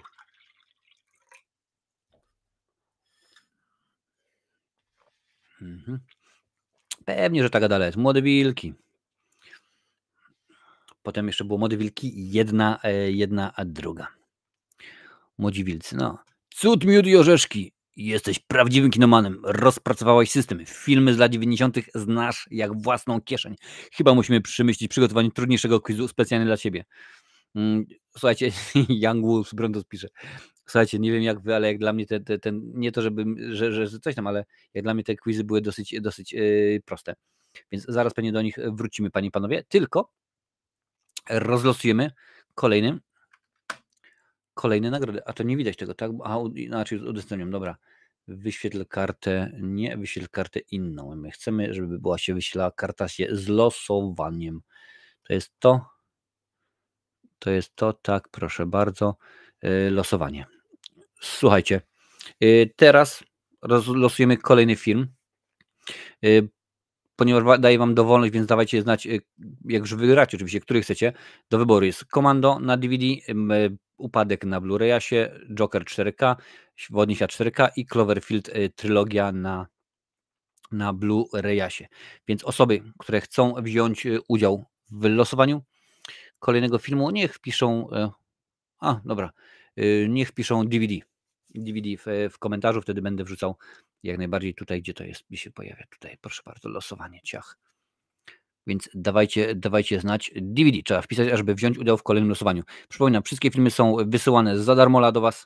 Nie ma z tym najmniejszego problemu. Także spokojnie wysyłam. Jest Jerewanicz, proszę bardzo, już wpisujemy. Jerewanicz.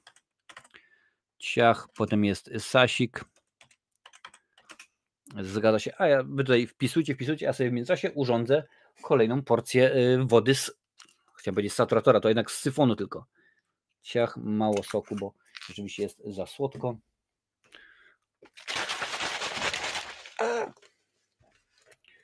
I że będzie słychać? A, jak ładnie.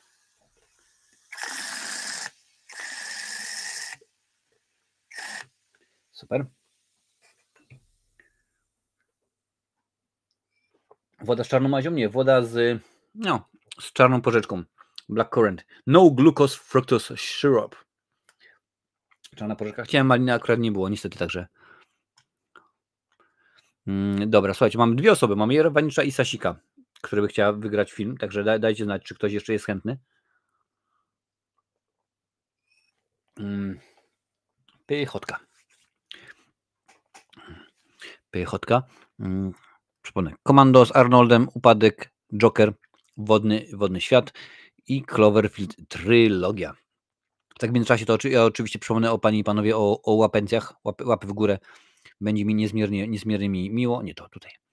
Proszę bardzo. I czekam jeszcze 3. Upadek był Joela Schumachera, 3 pokręciłem. Nie zgadać, to dokładnie jest Joela Schumachera. Tu nawet powinno być widać. O, jest Joel Schumacher. 3, 2, 1, 0. No i losujemy, panie i panowie, i losujemy. Kto dostaje film? Jerwanicz, dostajesz filma, pani majster. Odezwij się do mnie na Messengerze albo na maila marcinowe recenzje@gmail.com.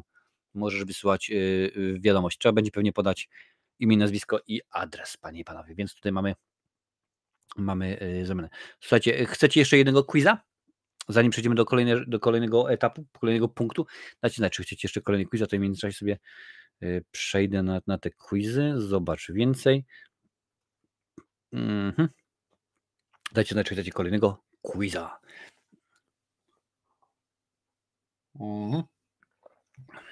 Niby nie jest dzisiaj ciepło, także już jest.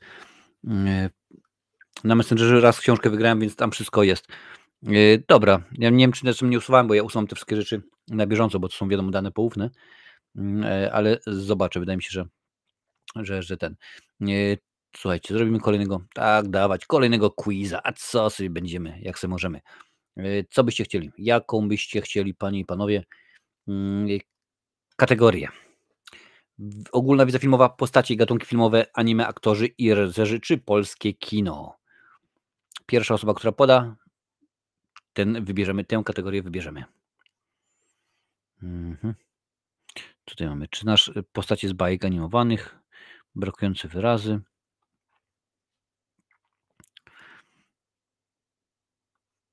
Dawajcie, panie i panowie. Tutaj widzę, że na czasie się na razie nic nie dzieje. 15 osób nam jest. Dziękuję bardzo. Aktorzy i reżyserzy pisze Jerewanicz. No to wrzucamy aktorzy i reżyserzy. Damy popularny. Polskich aktorów. Polskie było dopiero ze 2, to może coś zmienimy. Najlepsze filmowe charakteryzacje. Horrory. Aktorzy. No, horrory. Z takich filmów znasz same polskie. Tu jest pierwsze zagraniczne, bo to według popularności jest. No dobra, dopasujesz aktora do filmu, to damy. Spróbujemy ten. Z jakim aktorem skojarzysz filmy?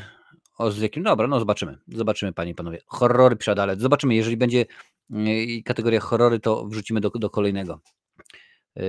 Ciach. Panie i panowie, Stowarzyszenie Umarłych Poetów Petera Weira. Kogo byście wrzucili? Robert Redford, Dustin Hoffman czy Robin Williams? Jakiś jest, nie ma żadnych, tylko napisane Peter Weir. Dajcie znać kogo. Robert Redford, Dustin Hoffman czy Robin Williams? Pewnie, że tak. Robin, jak najbardziej Robin Williams. Grał tam nauczyciela. Okej, kolejna. Ron Howard. Piękny umysł, panie i panowie. Denzel Washington, Tom Cruise czy Russell Crowe?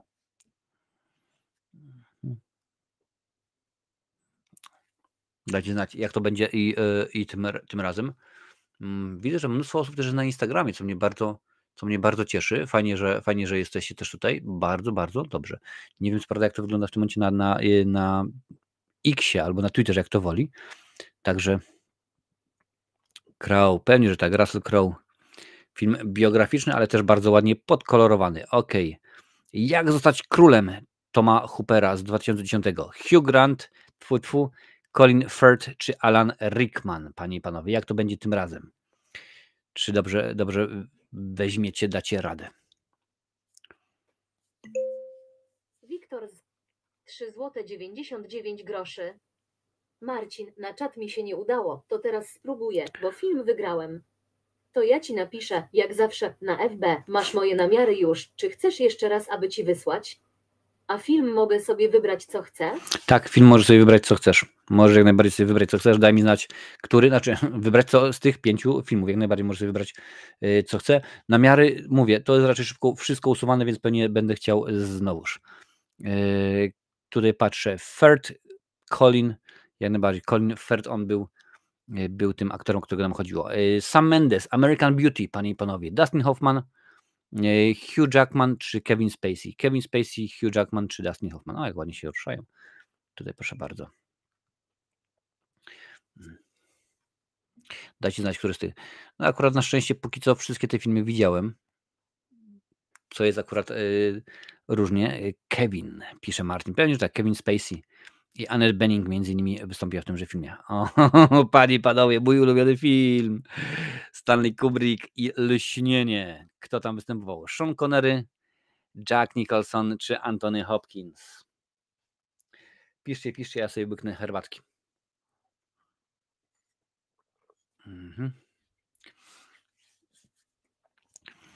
Tu Adalet prosi o horror, zobaczymy jak to będzie. W tym momencie w cyklu kultowe omawiam Dario Argento, potem wybraliście Hostel, a potem będą Dzieci i kukurydzy. No oczywiście, że Jack Nicholsonowski, no inaczej by nie można było być. To jest nawet chyba zdjęcie z tego zdjęcia wielkiego. Ale co to mnie jest? Waleczne serce, Mel Gibson. Bruce Willis, Mel Gibson czy Sylwester Stallone? Jak tam jest? No? To zdjęcie młodziutkie, to jest co? To jest z okresu tam chyba drugiego czy trzeciego Rockiego. No pewnie, że Mel Gibson, no to głupie takie pytanie trochę, no ale takie zadali, więc takie mamy. Martin Scorsese, Aviator, Leonardo DiCaprio, George Clooney czy Brad Pitt? Leonardo DiCaprio, George Clooney, kurde stary, cały czas mi George wisisz $10. Przypomnę się kiedyś, jak się spotkamy. A może to będzie kiedyś, zobaczymy. Aviator, Martina Scorsese o Howardzie Hawksie chyba. Pewnie, że tak. Leoś DiCaprio. Pulp Fiction Quentina Tarantino. John Travolta, Nicolas Cage, Kevin Costner. Ale tutaj mają dziwny rozstrzał. Marcin Waleczne serce skruch. No chyba rzeczywiście jakoś tak to jest. Z Quentinem są jaja, co? Cały czas, bo tam niby ma być kolejny film, ale tak, ale nie, bo coś tam wyciekło i w ogóle rzeczywiście jest słabo. Frank Darabont, czyli Skazani na Shawshank, Samuel L. Jackson, Will Plaskacz-Smith czy Morgan Freeman. Dajcie znać, który z tych dżentelmenów wystąpił u Franka Darabonta w Skazanych na Shawshank. Dlaczego nazywają cię Red? Chyba dlatego, że jestem Irlandczykiem. Tak mawia ta postać właśnie w tymże filmie. Pewnie, że tak. Freeman. Na szczęście Plaskacz tam nie wystąpił. A szkoda, że nie wystąpił tam Samuel L. Jackson. Samuel Leroy, powinienem rzec Jackson. Gus Van Sant, buntownik z wyboru. Matt Damon, Colin Firth, Ben Affleck. I ciekaw jestem,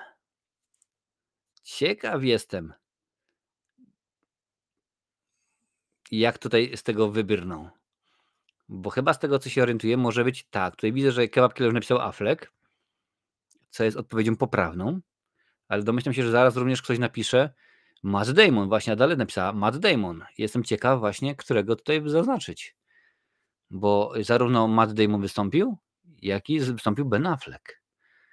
Ale dobra, pierwsza odpowiedź była Kebab Killa Affleck, damy Afflecka. Zobaczymy, co pokaże. Widzieliście, jaka głupota? Pokazało, że Ben Affleck nie występował w Buntowniku z wyboru. No przecież to jest debilne. Przecież Ben Affleck występował. Sam z Mattem Damonem napisał scenariusz. Bzdura, no ale dobra. Mike Newell, 4 wesela i pogrzeb. Richard Gere, Hugh Grant czy Tom Hanks? No tak, obydwaj wystąpili, nie? Oczywiście, że Hugh Grant, tutaj o nim chodziło. No ale widać, ktoś chyba się nie douczył, ten, kto tworzył to. Martin Scorsese, taksówkarz. Marlon Brando, Robert De Niro, Al Pacino. I Talking to Me? Jaki młodziutki to jest Pacino, ja cię kręcę. Co tutaj się dzieje? Skąd oni biorą te zdjęcia? To jeszcze przed Serpico, w ogóle przed Pieskim Popołudniem i tak dalej, to bardzo młodziutki. Jak najbardziej. Al Pacino tutaj piszesz, co? Marcin, no Al Pacino nie występował w taksówkarzu. Przynajmniej dla mojej wiedzy, tam występowała Jodie Foster między innymi na przykład, tak? Ona się tam pojawiła jeszcze jako 10-letnia dziewucha. Bodajże 3, 2 i 1, 0. Robert De Niro oczywiście grał tytułowego taksówkarza. Travisa Bickle, Cameron Crowe i film Vanilla Sky, panie i panowie. Tom Cruise, Keanu Reeves czy Johnny Depp? Który z tych aktorów? No tutaj widzę, że Martin teraz napisał Lisiewski, że Robert De Niro. Zgadza się, Robert De Niro był tym taksówkarzem. Pewnie, że tak. Tom Cruise, Kebab Killa. Tom Cruise wystąpił, to jest jedna z jego lepszych ról. Frank Darabont, Zielona Mila tym razem. Richard Gere, Tom Hanks i Kevin Spacey. Richard Bieg, Hanks, czyli dziękuję, czy Kevin Kosmiczny? Jak to jest u was tym razem?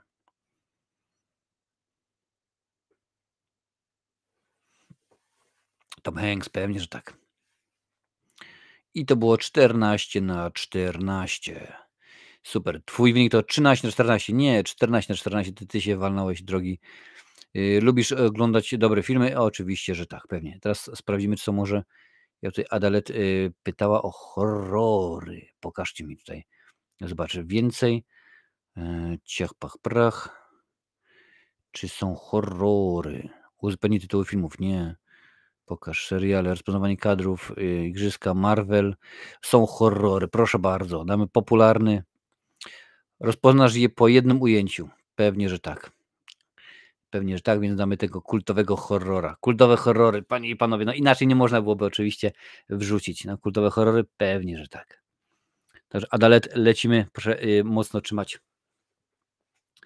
Z jakiego filmu ta postać? American Psycho, Psychoza, Jeździec bez głowy czy Obecność? Kto wie? Kto wie, odpisuje. A czemu tutaj jest w ogóle... A, czekajcie, bo tutaj udostępniłem nie w ten sposób, jaki powinienem. Wtedy tutaj widzicie wszystko. Proszę bardzo. Teraz dobrze.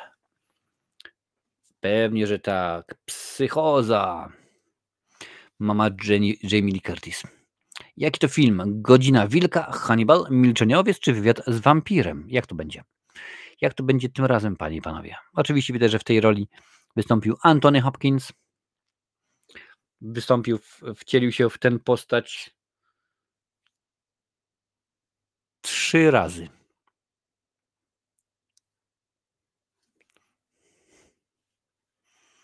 Milczenie owiec. Oczywiście, że tak, jest to Milczenie owiec, mimo że, jak mówiłem wcześniej, Anthony Hopkins wystąpił 3 razy. Było to Milczenie owiec, było to właśnie Hannibal i było to jeszcze chyba Czerwony Smok? Czy jakoś tak. W każdym razie taka była scena z tego. Proszę bardzo, nie wiem, czy jest jeszcze Rafał z Galeria Horroru na czacie, ale mała Kasia pyta na Instagramie, a nie ma w tych quizach kategoria Patryk Wegan? Na szczęście nie ma. Jaki to film? Klątwa, Kobieta, Diabeł, Sierota czy Dziecko Rozmary? Oczywiście, że tak. Dziecko Rozmary. Także o ten film Romana Polańskiego chodziło. Mia Farrow. Z jakiego filmu to ujęcie? Demony, Lśnienie nawiedzony, czy może Egzorcysta? Proszę wpisywać.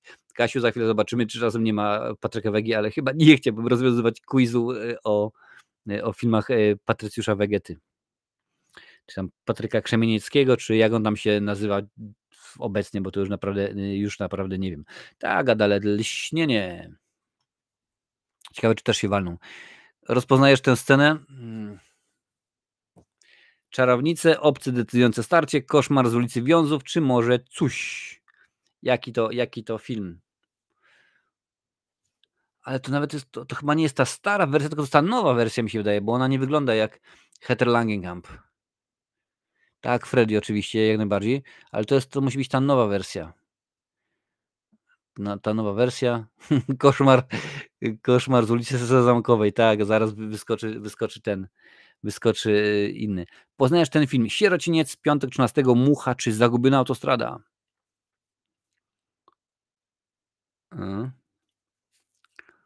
Jak to jest z wami, panie i panowie? Dawać znać. Jason, pewnie, że Jason, czyli piątek 13. I jakbyśmy byli czepialscy, to byśmy powiedzieli, że to nie jest piątek 13. Bo w piątku 13 pierwszej części taki Jason z taką maską się nie pojawia, prawda? Bo on dopiero później otrzymał taką maskę. A to zdjęcie nie wiem czasem, czy to nie jest, czy to nie będzie Freddy kontra Jason. No ale dobra, nie będę się już upierał, ale wydaje mi się, że akurat takiego Jasona nie było. No piątek 13, no to wiadomo, że to jest Jason Voorhees. Jaki to film? Egzorcysta Laleczka, Chucky, Opętanie czy Dziecko Rozmary? Koszmar ci dam, Kasia, koszmar. Dopiero w trzeciej części miał tę maskę. Tak, no bo on w dwójce miał worek jakiś tam po kartoflach na twarz założoną i to wszystko jest. A, to wersja z wersji 2009. Okej, w porządku. Tutaj Jerwani przeżył Chucky. Nie, to nie jest Chucky. To nie jest Chucky. Zgadza się. Adelaide jako pierwsza, dobrze powiedziała. To jest Egzorcysta, to jest przecież Linda Blair.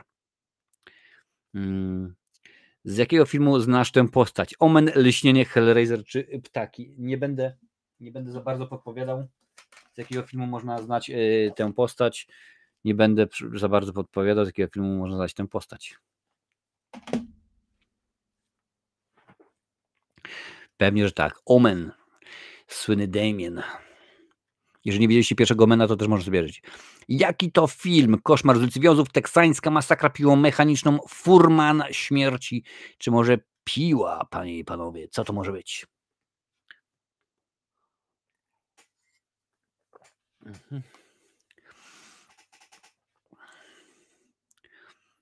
Pewnie, że piła. To jest nasza Amanda. O, tak dobrze pamiętam imię. Z jakiego filmu kojarzysz tę panią? Krzyk, straszny film, Halloween czy Blair Witch Project? Z jakiego filmu kojarzymy Drew Barrymore? To o niej tutaj mowa, ona tutaj jest w tym momencie i patrzy sobie na patio, co tam się dzieje z jej hopem. Proszę. A, szybko i dobrze. Krzyk, pewnie, że Krzyk. Myślałem, że się walną znowu, że podadzą straszne filmy. Jaki to film? Paranormal Activity, The Ring, Krąg, The Grudge, Klątwa czy Carrie? Proszę bardzo. Dajcie znać, z jakiego to jest filmu.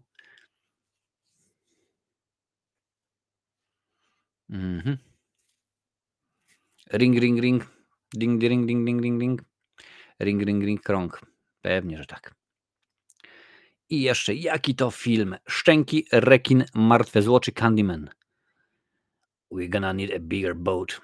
Czy wiecie, że ten tekst, który właśnie Roy Scheider wypowiada w tymże filmie, to była tylko i wyłącznie improwizacja, ale tak się spodobało to Spielbergowi, że stwierdził, kurczę, to jest dobry tekst, to trzeba rzeczywiście użyć. Cześć Krystyna, witam Cię bardzo, bardzo serdecznie. No pewnie, że tak, że są to szczęki Stevena S. Szczęki w roli głównej Bruce. Pewnie, że tak. Bruce, bo tak się pani panowie nazywał tenże rekin. Rewelacyjny wynik. Jesteś poszukiwaczem mocnych wrażeń lub po prostu uwielbiasz się bać.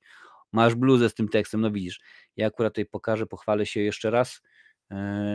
Wyłącz zatrzymane mnie. Ja dzisiaj jestem na Krugerowo, panie i panowie. W ogóle będzie widać z tyłu, jak się obrócę. Czekajcie, zobaczymy. O, widzicie?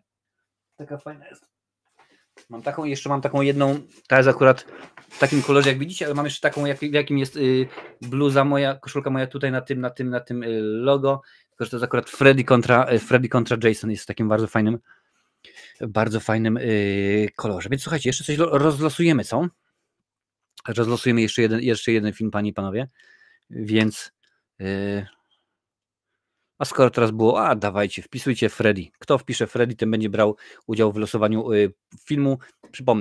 Przypomnę jak najbardziej. Do losowania są Komando na DVD z Arnoldem Schwarzeneggerem i jest Upadek z Michaelem Douglasem na Blu-rayu, Joker 4K Ultra HD Blu-ray, Wodny Świat 4K Ultra HD i trylogia na Blu-rayu Cloverfield. Do wyboru, do koloru można sobie wybrać każdy z tych tytułów, panie i panowie.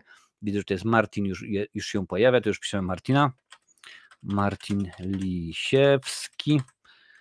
Ja oczywiście zapomniałem wam udostępnić ekranu, ale już to czynię. Proszę bardzo. Kto jeszcze by chciał wygrać? Tak samo na Instagramie możecie wpisywać, nie ma znaczenia na której platformie jesteście, możecie wpisywać spokojnie i będzie rozlosowany film. Sasik się pojawia, proszę bardzo. Sasik, ciach, proszę bardzo, jest. Więc w tym momencie już są 2 osoby.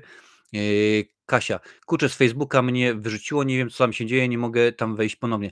Wiesz co, w ogóle tutaj wcześniej też pisano, że są problemy, wiesz, także nie wiem dokładnie co jest.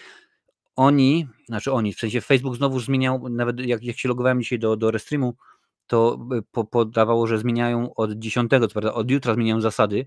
One nas nie dotyczą, bo tam jest napisane, że twoja strona, tak na przykład w tym momencie nadaje na Facebooku, na fanpage Marcinowej recenzji, musi być starsza niż 60 dni, a ten fanpage już ma kilka ładnych lat i musi być więcej niż 100 obserwujących, a tam jest w tym momencie prawie 12 000 osób.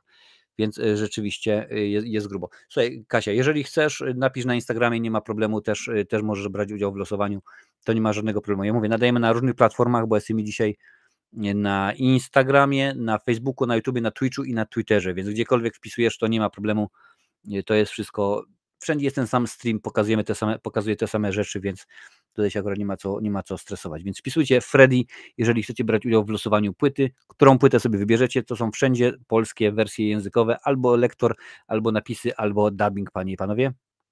Adelaide już wygrała, to nie pisze, nie ma problemu, nie ma sprawy, więc słuchajcie, mam 2 osoby i w tym momencie jeszcze liczę do 3 i losujemy.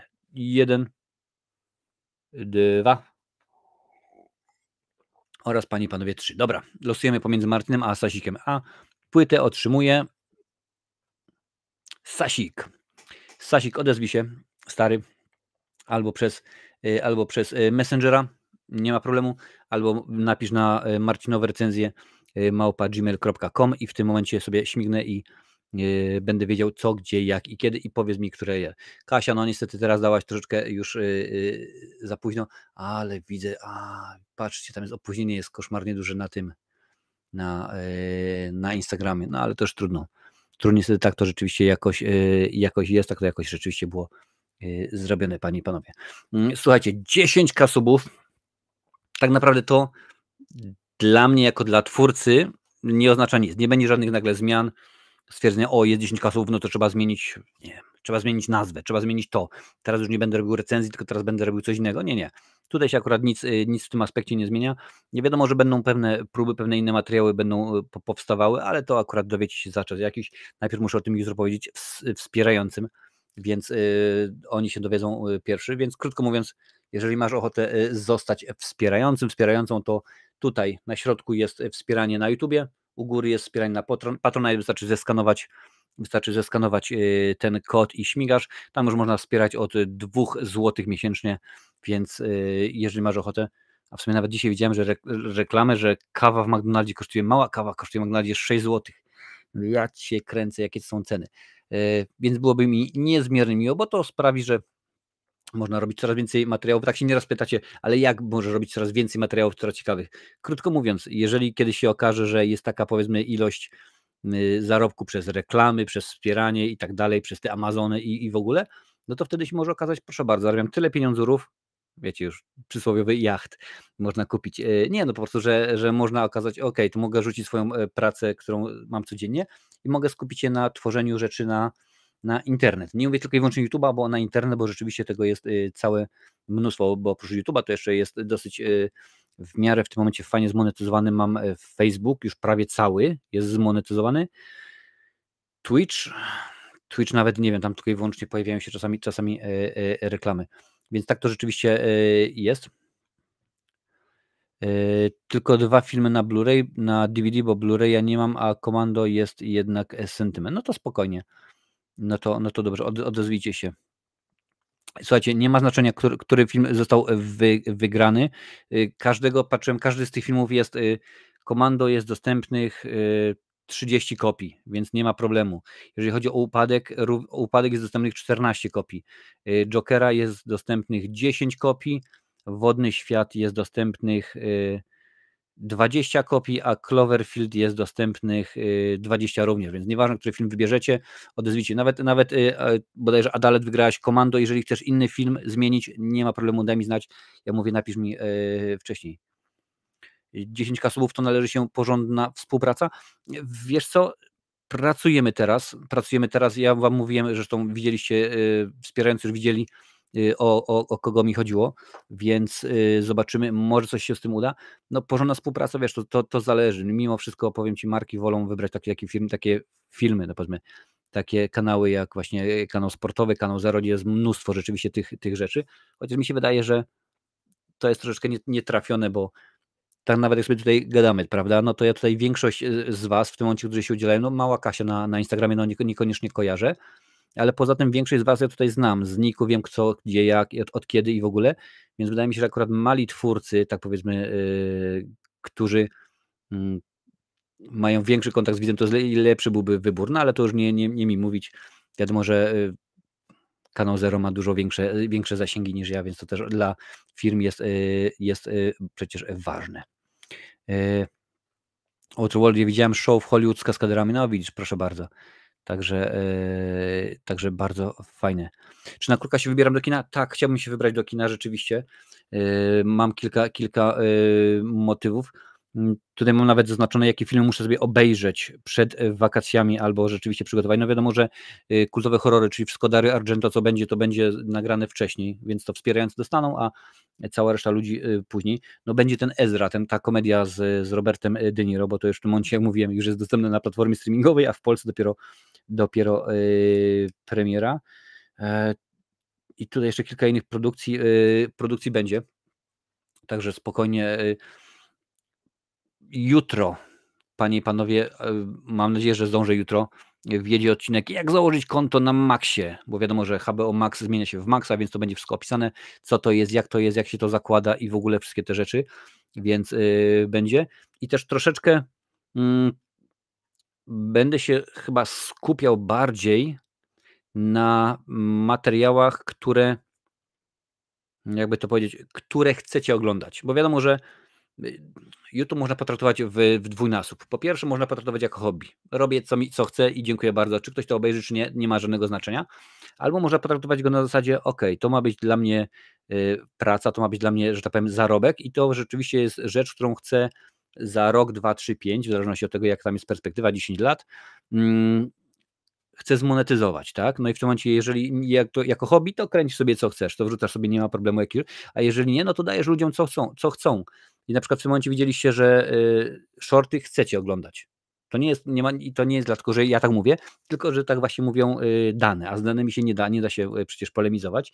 Chcecie też oglądać, czy ja to chcę, czy nie, to jest inna sprawa, jak się zmienili. Czyli pokazuję wam na przykład, Komando, tak rzeczone, obsadę Komando, jak wyglądali w 1980 którymś i jak wyglądają w tym momencie. Takie materiały chcecie oglądać.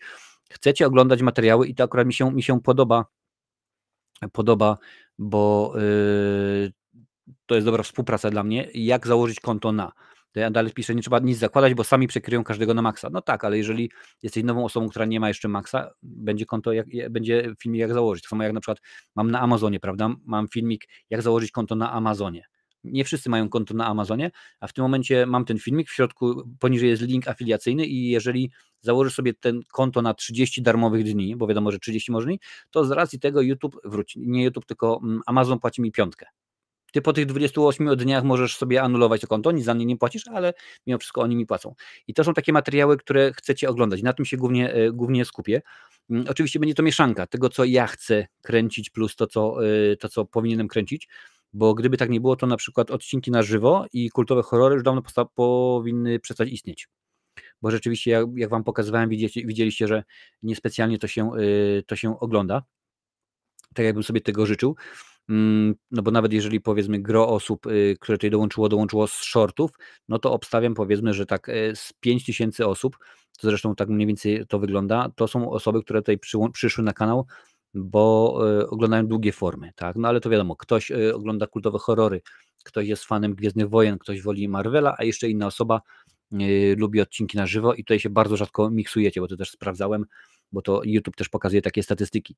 Więc pewnie troszeczkę bardziej się skupię na tym, może tam jakieś będą właśnie więcej odcinków, żeby coś zmonetyzować, jak wam już mówiłem wcześniej, czyli jak założyć na przykład konto na Netflixie, mimo że tego też nawet jeszcze takiego materiału nie mam, ale nie wszystkie też z tych platform mają w Polsce, to jest ważne, w Polsce linki afiliacyjne, czyli tak zwane reflinki, czyli że jeżeli ciebie odeślę, jeżeli z mojego polecenia założysz sobie konto, no to nagle oni stwierdzą, proszę bardzo, Marcin Lisiewski założył konto z linku Marcina, no to Marcinowi za to odpalimy 5 zł na przykład, co nie?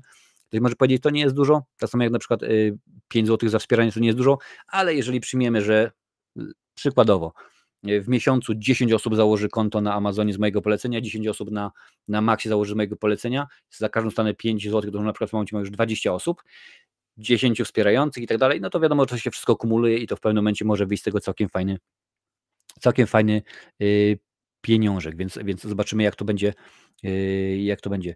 Ciekawe, jakie nastroje za tydzień po meczu Polska-Holandia. Ktoś wierzy poza mną, że powalczymy? Wiesz, ja byłem zaskoczony bardzo tym, co się wydarzyło w meczu z Ukrainą. Byłem zszokowany, jak żeśmy świetnie zagrali. No jutro wiadomo, gramy z Turcją. Mam nadzieję, że to wyglądać będzie ciekawie, bo domyślam się, że już, zresztą sam powiedział Probierz, że nie wystawi wszystkich, bo ma kilka nie tyle kontuzji, co właśnie stłuczeń, także jakoś tak jest. Mała Kasia pisze, Marcinie, od ciebie chcemy wszystko oglądać. Dziękuję ci bardzo, Kasiu, za te słowa, aczkolwiek mówię, z danymi się nie da się polemizować. Ja czekam na Shudder w Polsce, chciałbym. Wiesz, ja mam właśnie VPN-a i kilka rzeczy używam za granicą, no bo inaczej się nie da rzeczywiście, tak? No nie wszystkie rzeczy są dostępne w Polsce. Nastroje są, wiesz co, pozytywne, aczkolwiek